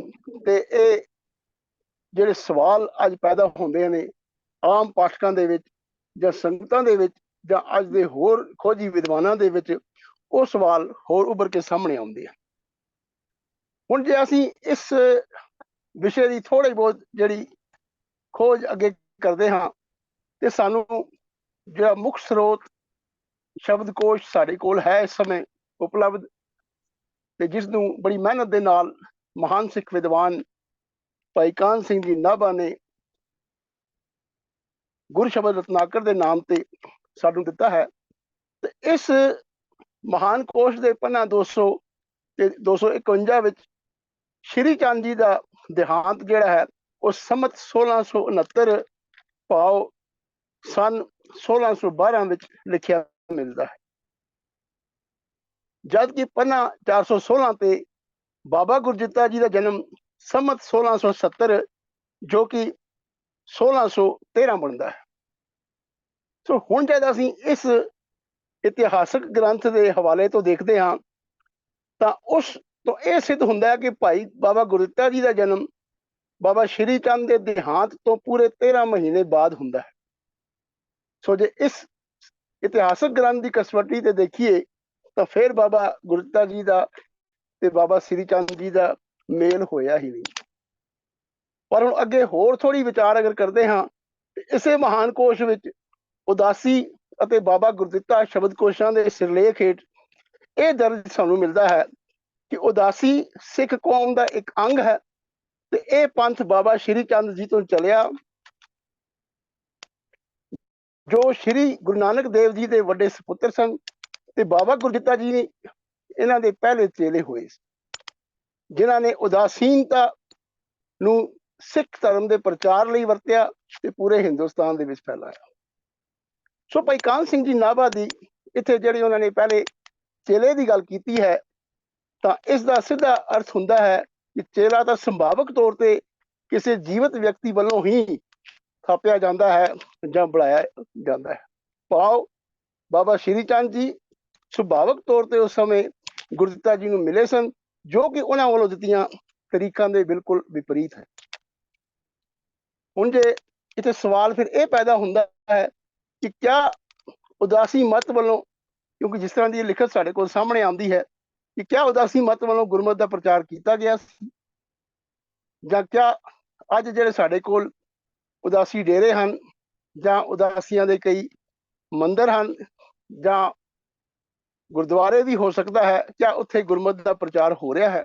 ਸੋ ਐਸੇ ਕਈ ਸਵਾਲ ਜਿਹੜੇ ਉਤਪੰਨ ਹੁੰਦੇ ਹਨ ਤੇ ਜੇ ਗੁਰਬਾਣੀ ਦੀ ਕਸਵੱਟੀ ਤੇ ਅਸੀਂ ਵੇਖੀਏ ਤਾਂ ਉਦਾਸੀ ਮਤ ਦਾ ਜਿਹੜਾ ਗੁਰਬਾਣੀ ਦੇ ਵਿੱਚ ਬਿਲਕੁਲ ਕੋਈ ਉਹਨਾਂ ਨੂੰ ਪ੍ਰਵਾਨ ਨਹੀਂ ਕੀਤਾ ਗਿਆ ਤੇ ਜਿਸ ਤਰ੍ਹਾਂ ਦੀ ਗੁਰਬਾਣੀ ਦੇ ਵਿੱਚ ਜਿਸ ਬਾਬਾ ਸ਼੍ਰੀ ਚੰਦ ਜੀ ਨੂੰ ਉਦਾਸੀ ਮਤ ਦੇ ਬਾਨੀ ਅਤੇ ਪ੍ਰਚਾਰਕ ਵਜੋਂ ਲਿਖਿਆ ਗਿਆ ਹੈ ਤੇ ਇਹਨਾਂ ਬਾਰੇ ਗੁਰਬਾਣੀ ਦੇ ਵਿੱਚ ਉਹਨਾਂ ਨੂੰ ਪਿਤਾ ਗੁਰੂ ਤੋਂ ਆਕੀ, ਖੋਟੇ ਦਿਲ ਵਾਲੇ, ਗੁਰਵਾਕਾਂ ਦੇ ਭਗੋੜੇ ਆਦਿ ਸ਼ਬਦ ਜਿਹੜੇ ਹਨ ਉਹਨਾਂ ਵਾਸਤੇ ਵਰਤੇ ਗਏ ਹਨ। ਸੱਚ ਜੇ ਗੁਰ ਫਰਮਾਇਆ ਕਿਉਂ ਇਹਦੂ ਬੋਲੋਂ ਹਟੀਐ, ਪੁੱਤਰੀ ਕੋਲ ਨ ਪਾਲਿਓ ਕਰ ਪੀਰੋਂ ਕੰਨ ਮੁਰਟੀਐ, ਦਿਲ ਖੋਟੇ ਆਕੀ ਫਿਰਨ ਬਨ ਭਾਰ ਉਚਾਇਨ ਛਟੀਐ, ਜੋ ਕਿ ਸਾਨੂੰ ਗੁਰੂ ਗ੍ਰੰਥ ਸਾਹਿਬ ਜੀ ਮਹਾਰਾਜ ਦੇ ਅੰਗ 967 ਤੇ ਬਲਵੰਡ ਭਾਈ ਬਲਵੰਡ ਅਤੇ ਸੱਤਾ ਜੀ ਦੀ ਵਾਰ ਤੋਂ ਰਾਮਕਲੀ ਰਾਗ ਦੇ ਵਿੱਚ ਇਹ ਬਚਨ ਮਿਲਦੇ ਹਨ ਤੇ ਜਿਸ ਤੋਂ ਸਪਸ਼ਟ ਹੈ ਕਿ ਸਤਿਗੁਰੂ ਜੀ ਦੇ ਪੁੱਤਰਾਂ ਨੇ ਗੁਰੂ ਦਾ ਬਚਨ ਨਾ ਮੰਨਿਆ ਤੇ ਗੁਰੂ ਵੱਲ ਪਿੱਠ ਦੇ ਕੇ ਸਦਾ ਹੀ ਹੁਕਮ ਮੋੜਦੇ ਰਹੇ ਤੇ ਅਜਿਹੇ ਲੋਕ ਜੋ ਖੋਟੇ ਦਿਲਾਂ ਵਾਲੇ ਹੋਣ ਕਾਰਨ ਗੁਰੂ ਵੱਲੋਂ ਆਕੀ ਹੋਏ ਫਿਰਦੇ ਸਨ ਅਤੇ ਦੁਨੀਆ ਦੇ ਧੰਦਿਆਂ ਤੋਂ ਛੱਟ ਦਾ ਭਾਰ ਬਣ ਕੇ ਚੁੱਕੀ ਰੱਖਦੇ ਸਨ। ਤੋ ਐਸੇ ਬੰਦੇ ਗੁਰਮਤ ਦਾ ਜੇ ਅਸੀਂ ਕਹੀਏ ਕਿ ਉਹ ਪ੍ਰਚਾਰ ਕਰਦੇ ਸਨ ਜਾਂ ਉਹਨਾਂ ਵੱਲੋਂ ਥਾਪੇ ਜਿਹੜੇ ਮੱਤ ਹਨ ਉਹ ਗੁਰਸਿੱਖੀ ਦਾ ਪ੍ਰਚਾਰ ਕਰਦੇ ਹੋਣਗੇ, ਤੋ ਐਸੀ ਜਿਹੜੀ ਹੈ ਇਹ ਸਿਧਾਂਤਕ ਪੱਖੋਂ ਇਹ ਜਿਹੜੀ ਵਾਰਤਾ ਹੈ ਇਹ ਬਿਲਕੁਲ ਉਲਟ ਮਿਲਦੀ ਹੈ। ਤੇ ਭਾਈ ਗੁਰਦਾਸ ਜੀ ਨੇ ਵੀ ਇਸੇ ਵਾਰ ਨੂੰ ਹੋਰ ਆਪਣੇ ਸ਼ਬਦਾਂ ਦੇ ਵਿੱਚ ਖੋਲਿਆ ਹੈ, ਉਤਰੀ ਕੋਲ ਨ ਪਾਲਿਆ ਮਨ ਖੋਟੇ ਆਕੀ ਨਸਿਆਰਾ। ਸੋ ਇੱਥੇ ਇਸ ਸਾਰੀ ਵਿਚਾਰ ਤੋਂ ਇਹ ਮਕਸਦ ਸਾਡਾ ਨਿਕਲਦਾ ਹੈ ਕਿ ਅਸੀਂ ਇੱਥੇ ਇਹ ਦਾਅਵਾ ਨਹੀਂ ਕਰਦੇ ਕਿ ਜੋ ਇਤਿਹਾਸਕਾਰਾਂ ਨੇ, ਮੌਜੂਦਾ ਇਤਿਹਾਸਕਾਰਾਂ ਨੇ ਤੇ ਲੇਖਕਾਂ ਨੇ ਜਿਹੜੀ ਵਾਰਤਾ ਲਿਖੀ ਹੈ ਕਿ ਭਾਈ ਬਾਬਾ ਸ੍ਰੀ ਚੰਦ ਜੀ ਅਤੇ ਬਾਬਾ ਗੁਰਦਿੱਤਾ ਜੀ ਦੀ ਮੁਲਾਕਾਤ ਹੋਈ ਹੈ ਤੇ ਉਹਨਾਂ ਨੂੰ ਚੇਲਾ ਥਾਪਿਆ ਗਿਆ ਹੈ, ਕਿ ਇਹ ਵਾਰਤਾ ਮੂਲੋਂ ਗਲਤ ਹੈ। ਅਸੀਂ ਇਹ ਦਾਅਵਾ ਨਹੀਂ ਕਰਦੇ ਤੇ ਨਾ ਹੀ ਇਹ ਦਾਅਵਾ ਕਰਦੇ ਹਾਂ ਕਿ ਜਿਹੜੀ ਨਵੀਂ ਖੋਜ ਜਾਂ ਨਵੇਂ ਵਿਦਵਾਨਾਂ ਦੀ ਰਾਏ ਆ ਰਹੀ ਹੈ ਕਿ ਜੋ ਭਾਈ ਕਾਹਨ ਸਿੰਘ ਜੀ ਨਾਭਾ ਦੀ ਲਿਖਤ ਤੋਂ ਤਰੀਕਾਂ ਦੇ ਮੁਤਾਬਕ ਕਿ ਬਾਬਾ ਗੁਰਦਿੱਤਾ ਜੀ ਦਾ ਤੇ ਭਾਈ ਬਾਬਾ ਸ੍ਰੀ ਚੰਦ ਜੀ ਦਾ ਮੇਲ ਹੋਇਆ ਹੀ ਨਹੀਂ, ਨਾ ਹੀ ਅਸੀਂ ਇਸ ਨੂੰ ਸਹੀ ਡਿਕਲੇਅਰ ਕਰ ਸਕਦੇ ਹਾਂ। ਪਰ ਹਾਂ, ਇਹ ਜ਼ਰੂਰ ਬੇਨਤੀ ਹੈ ਕਿ ਜਿਹੜੇ ਵਿਦਵਾਨ ਹਨ ਉਹਨਾਂ ਨੂੰ ਗੁਰਬਾਣੀ ਦੀ ਕਸਵੱਟੀ ਤੋਂ, ਸਿਧਾਂਤਕ ਪੱਖਾਂ ਤੋਂ ਜਿਹੜੇ ਇਤਿਹਾਸਕ ਐਸੇ ਤੱਥ ਜਿਨ੍ਹਾਂ ਦੇ ਵਿੱਚ ਸੰਗਤਾਂ ਗੁੰਝਲਾਂ ਦੇ ਵਿੱਚ ਸਾਨੂੰ ਫਸ ਜਾਂਦੀਆਂ ਮਿਲਦੀਆਂ ਹਨ ਜਾਂ ਕਈ ਸ਼ੰਕੇ ਉਤਪੰਨ ਹੁੰਦੇ ਹਨ ਜੋ ਸਿਧਾਂਤਕ ਪੱਖੋਂ ਸਹੀ ਨਹੀਂ ਹੁੰਦੇ, ਤਾਂ ਐਸੇ ਜਿਹੜੇ ਅਸਪਸ਼ਟਤਾ ਤੇ ਜਿਹੜੇ ਸਾਡੇ ਕੋਲ ਲੇਖ ਹਨ ਉਹਨਾਂ ਦੀ ਸੁਧਾਈ ਜਿਹੜੀ ਸਿਧਾਂਤਕ ਪੱਖੋਂ ਜ਼ਰੂਰ ਕਰਨੀ ਚਾਹੀਦੀ ਹੈ, ਤਾਂ ਕਿ ਜਿਹੜੇ ਮੁੱਦੇ ਹਨ ਉਹ ਸ਼ੰਕਿਆਂ ਤੋਂ ਰਹਿਤ ਇੱਕ ਸਟੱਡੀ ਲਿਖਤ ਦੇ ਰੂਪ ਵਿੱਚ ਸਾਧ ਸੰਗਤ ਦੇ ਕੋਲ ਜਿਹੜੇ ਹਨ ਉਹ ਪੁੱਜ ਸਕਣ। ਸੋ ਇਤਨੇ ਹੀ ਬਚਨ ਪ੍ਰਵਾਨ ਕਰਨੇ ਜੀ। ਭੁੱਲ ਚੁੱਕ ਦੀ ਖਿਮਾ। ਵਾਹਿਗੁਰੂ ਜੀ ਕਾ ਖਾਲਸਾ, ਵਾਹਿਗੁਰੂ ਜੀ ਕੀ ਫਤਿਹ। ਜੀ ਨੇ ਦੋਨੋਂ ਪੱਖ ਜਿਹੜੇ ਨੇ ਉਹ ਸਾਨੂੰ ਦੱਸੇ ਨੇ। ਤੋ ਸੰਗਤ ਜੀ ਬੇਨਤੀ ਹੈ ਕਿ ਸਿੱਖ ਇਤਿਹਾਸ ਵਿੱਚ ਬਹੁਤ ਸਾਰੀ ਮਿਲਾਵਟ ਹੈ, ਅਸੀਂ ਗਾਏ ਬਗਾਏ ਦੀ ਵਿਚਾਰ ਹੁੰਦੀ ਰਹਿੰਦੀ ਹੈ। ਤੋ ਲੋੜ ਤੇ ਹੈਗੀ ਕਿ ਇਹਦੇ ਬਾਰੇ ਲਗਾਤਾਰ ਇੱਕ ਸਿਰ ਜੋੜ ਕੇ ਰਿਸਰਚ ਦੀ ਲੋੜ ਹੈ। ਤੋ ਸਾਡੀ ਜੋ ਮੁੱਖ ਸੰਸਥਾ ਸ਼੍ਰੋਮਣੀ ਗੁਰਦੁਆਰਾ ਪ੍ਰਬੰਧਕ ਕਮੇਟੀ, ਉਹਨਾਂ ਦਾ ਇੱਕ ਡਿਪਾਰਟਮੈਂਟ ਤਾਂ ਜ਼ਰੂਰ ਹੈ, ਪਰ ਉਹਦੀ ਕਿੰਨੀ ਕੁ ਆਊਟਪੁੱਟ ਹੈ ਉਹ ਆਪਾਂ ਕਹਿ ਨਹੀਂ ਸਕਦੇ। ਜਦ ਕਿ ਇਹੋ ਜਿਹੇ ਜਿਹੜੇ ਮਸਲੇ ਨੇ ਕਈਆਂ ਦਹਾਕਿਆਂ ਤੋਂ ਇਹ ਇਸ ਤਰ੍ਹਾਂ ਲਟਕੇ ਪਏ ਨੇ, ਇਹ ਹੀ ਨੇ ਕਈ ਹੋਰ ਵੀ ਨੇ, ਤੇ ਇਹਨਾਂ ਨੂੰ ਹੱਲ ਹੋਣਾ ਚਾਹੀਦਾ, ਕਿਉਂਕਿ ਇੰਨੀ ਦੇਰ ਨਹੀਂ ਲੱਗਣੀ ਚਾਹੀਦੀ। ਜਿਸ ਤਰ੍ਹਾਂ ਸਹਿਕ ਰਹਿਤ ਮਰਦਾ ਬਾਰੇ ਵੀ ਕਈ ਗੱਲਾਂ ਕੀਤੀਆਂ ਜਾਂਦੀਆਂ ਨੇ, ਤੇ ਉਹਦੇ ਬਾਰੇ ਵੀ ਕੋਈ ਉਹਦਾ ਉਦਮ ਪਹਿਲ ਕਦਮੀ ਜਿਹੜੀ ਹੈ ਸ਼੍ਰੋਮਣੀ ਗੁਰਦੁਆਰਾ ਪ੍ਰਬੰਧਕ ਕਮੇਟੀ ਨੂੰ ਜ਼ਰੂਰ ਕਰਨੀ ਚਾਹੀਦੀ। ਮੈਂ ਫਿਰ ਦੱਸ ਦਿਆਂ, ਉਹਨਾਂ ਦਾ ਵਿੰਗ ਜ਼ਰੂਰ ਹੈ, ਉਹਨਾਂ ਇੱਕ ਡਿਪਾਰਟਮੈਂਟ ਬਣਾਇਆ ਹੈ ਰਿਸਰਚ, ਪਰ ਉਹਦੀ ਕਿੰਨੀ ਕੁ ਆਊਟਪੁੱਟ ਹੈ ਉਹ ਜਦ ਇਹੋ ਜਿਹੀ ਚੀਜ਼ਾਂ ਸਾਹਮਣੇ ਆਉਂਦੀਆਂ ਉਹ ਹੱਲ ਹੀ ਨਹੀਂ ਹੋਈਆਂ ਤੇ ਆਪਾਂ ਕੀ ਕਹਿ ਸਕਦੇ ਹਾਂ।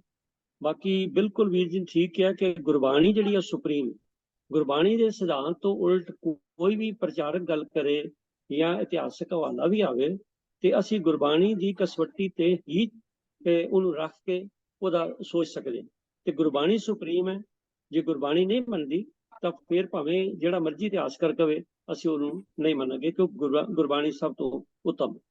ਤੋ ਮੈਂ ਵੀਰ ਇੰਦਰਬੀਰ ਸਿੰਘ ਦਾ ਧੰਨਵਾਦ ਕਰਦਾ।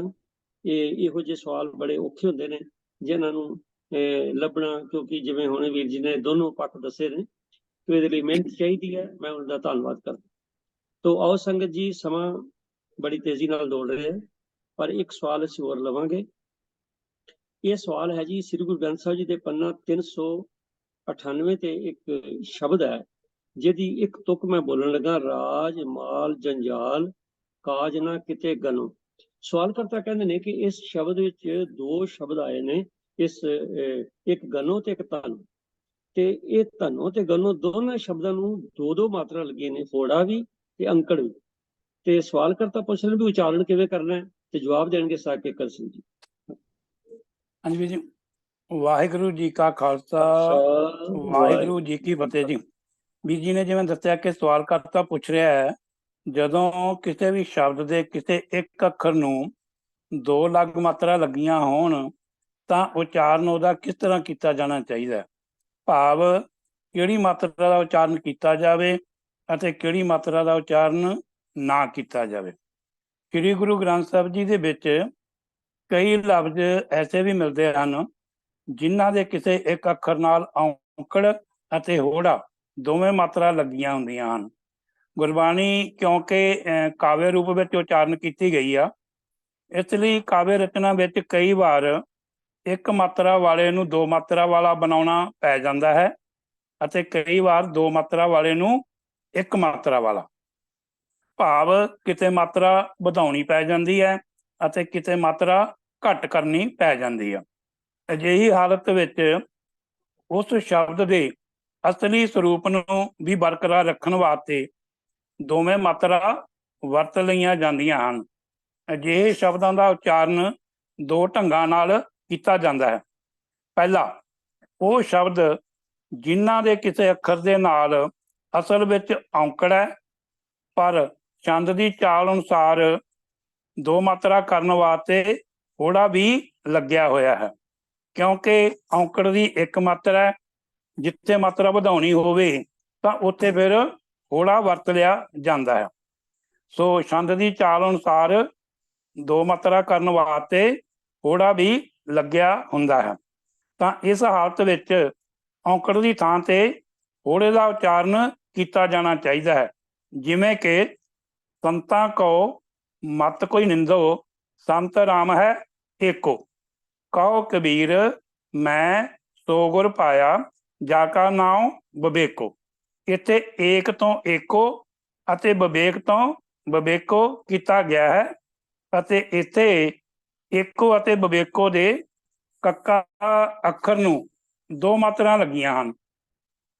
ਕਿਉਂਕਿ ਮੂਲ ਰੂਪ ਵਿੱਚ ਸ਼ਬਦਾਂ ਦਾ ਸਰੂਪ ਏਕ ਅਤੇ ਵਿਵੇਕ ਹੈ, ਪਰ ਉਚਾਰਨ ਵਾਧੂ ਮਾਤਰਾ ਵਾਲਾ ਹੋਣਾ ਹੈ, ਇਸ ਲਈ ਉਚਾਰਨ ਏਕੋ ਅਤੇ ਵਿਵੇਕੋ ਹੋਵੇਗਾ।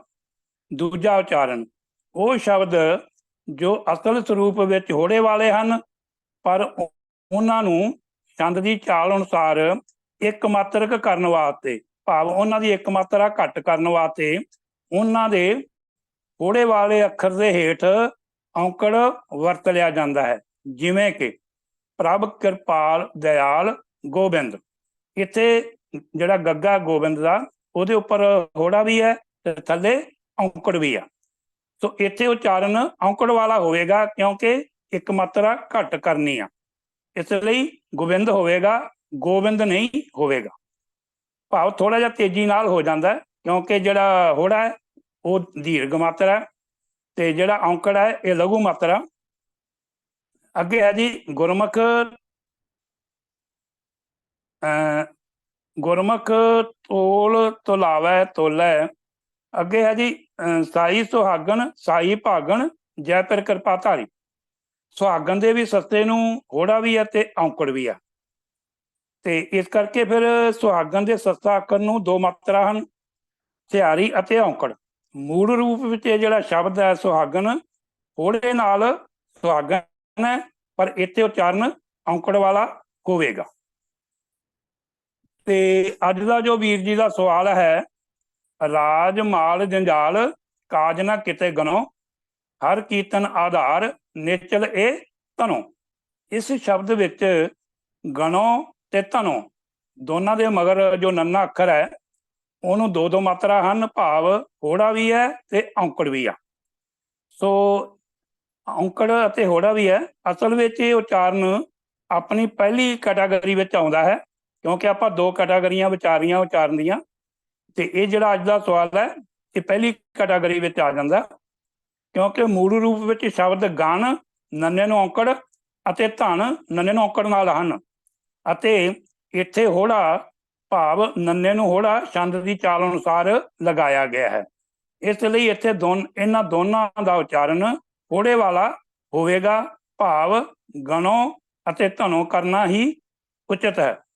ਸੋ ਮੇਰਾ ਖਿਆਲ ਹੈ ਕਿ ਜਿਨ੍ਹਾਂ ਦਾ ਇਹ ਸਵਾਲ ਸੀ ਉਹਨਾਂ ਨੂੰ ਅਤੇ ਬਾਕੀ ਹੋਰ ਸਾਰੇ ਭੈਣ ਭਰਾਵਾਂ ਨੂੰ ਇਹਦੀ ਜਾਣਕਾਰੀ ਹੋ ਗਈ ਹੋਵੇਗੀ, ਪਰ ਜੇਕਰ ਕਿਸੇ ਕਾਰਨ ਕਰਕੇ ਹੋਰ ਵੀ ਕੋਈ ਕਿਸੇ ਪ੍ਰਕਾਰ ਦੀ ਸ਼ੰਕਾ ਹੋਵੇ ਤਾਂ ਉਹ ਗੁਰਬਾਣੀ ਵਿਆਕਰਨ ਦੀ ਕਿਤਾਬ ਜੋ ਪ੍ਰੋਫੈਸਰ ਸਾਹਿਬ ਸਿੰਘ ਜੀ ਨੇ ਲਿਖੀ ਹੈ, ਉੱਥੇ ਛੰਦ ਸਿਰਲੇਖ ਹੇਠ ਪੰਨਾ ਨੰਬਰ 399 ਤੋਂ 402 ਤੱਕ ਪ੍ਰੋਫੈਸਰ ਸਾਹਿਬ ਸਿੰਘ ਦੀ ਲਿਖੀ ਹੋਈ ਪੁਸਤਕ ਹੈ ਗੁਰਬਾਣੀ ਵਿਆਕਰਨ।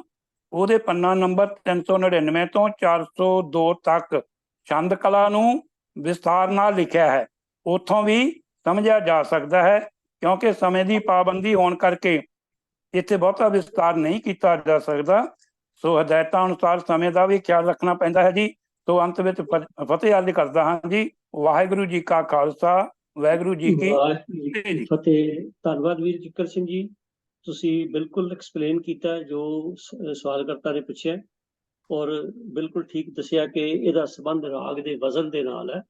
ਤੋ ਆਪਨੇ ਬਹੁਤ ਸਾਰੀਆਂ ਉਦਾਹਰਨਾਂ ਵੀ ਦਿੱਤੀਆਂ ਨੇ, ਧੰਨਵਾਦ ਜੀ। ਤੋ ਸੰਗਤ ਜੀ, ਡਾਕਟਰ ਕਿਰਪਾਲ ਸਿੰਘ ਜੀ ਨੇ ਗਰੁੱਪ ਚੈਟ ਵਿੱਚ ਕੁਝ ਕਮੈਂਟਸ ਦਿੱਤੇ ਨੇ। ਬਿਲਕੁਲ ਠੀਕ ਹੈ ਡਾਕਟਰ ਸਾਹਿਬ, ਅਸੀਂ ਤੁਹਾਡੇ ਨਾਲ ਸਹਿਮਤ ਹਾਂ।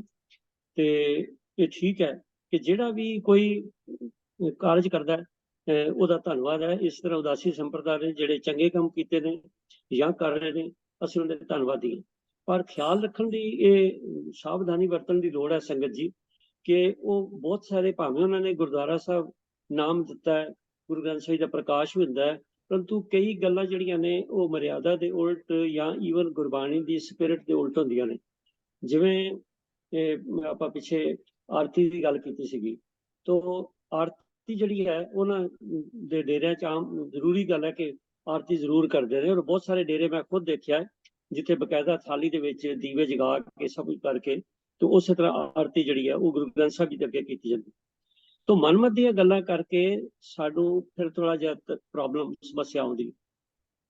ਜਿੱਥੋਂ ਤੱਕ ਕੋਈ ਠੀਕ ਕੰਮ ਕਰਦਾ ਉਹ ਬੜਾ ਵਧੀਆ ਜੀ, ਕਰਨਾ ਚਾਹੀਦਾ, ਵੀ ਐਪਰੀਸ਼ੀਏਟ। ਪਰ ਜਿੱਥੇ ਮਰਿਆਦਾ ਦੇ ਉਲਟ ਹੁੰਦੀ ਹੈ, ਉਹ ਸਾਨੂੰ ਘੱਟੋ ਘੱਟ ਜਾਗਰੂਕ ਅਸੀਂ ਹੋਈਏ ਕਿ ਇਹ ਚੀਜ਼ ਮਰਿਆਦਾ ਦੇ ਉਲਟ ਹੈ। ਤੇ ਇਸ ਤੋਂ ਇਲਾਵਾ ਹੋਰ ਵੀ ਕਈ ਗੱਲਾਂ ਨੇ ਜਿਹੜੀਆਂ ਕੀਤੀਆਂ ਜਾ ਸਕਦੀਆਂ ਨੇ। ਤੋ ਫਿਰ ਮੈਂ ਉੱਥੇ ਹੀ ਗੱਲ ਆਉਣਾ ਡਾਕਟਰ ਸਾਹਿਬ ਦੀ ਗੱਲ ਤੇ, ਕਿ ਜਿਹੜੇ ਉਹਨਾਂ ਨੇ ਕੰਮ ਕੀਤੇ ਨੇ ਜਾਂ ਕਰ ਰਹੇ ਨੇ ਚੰਗੇ, ਵੀ ਐਪਰੀਸ਼ੀਏਟ।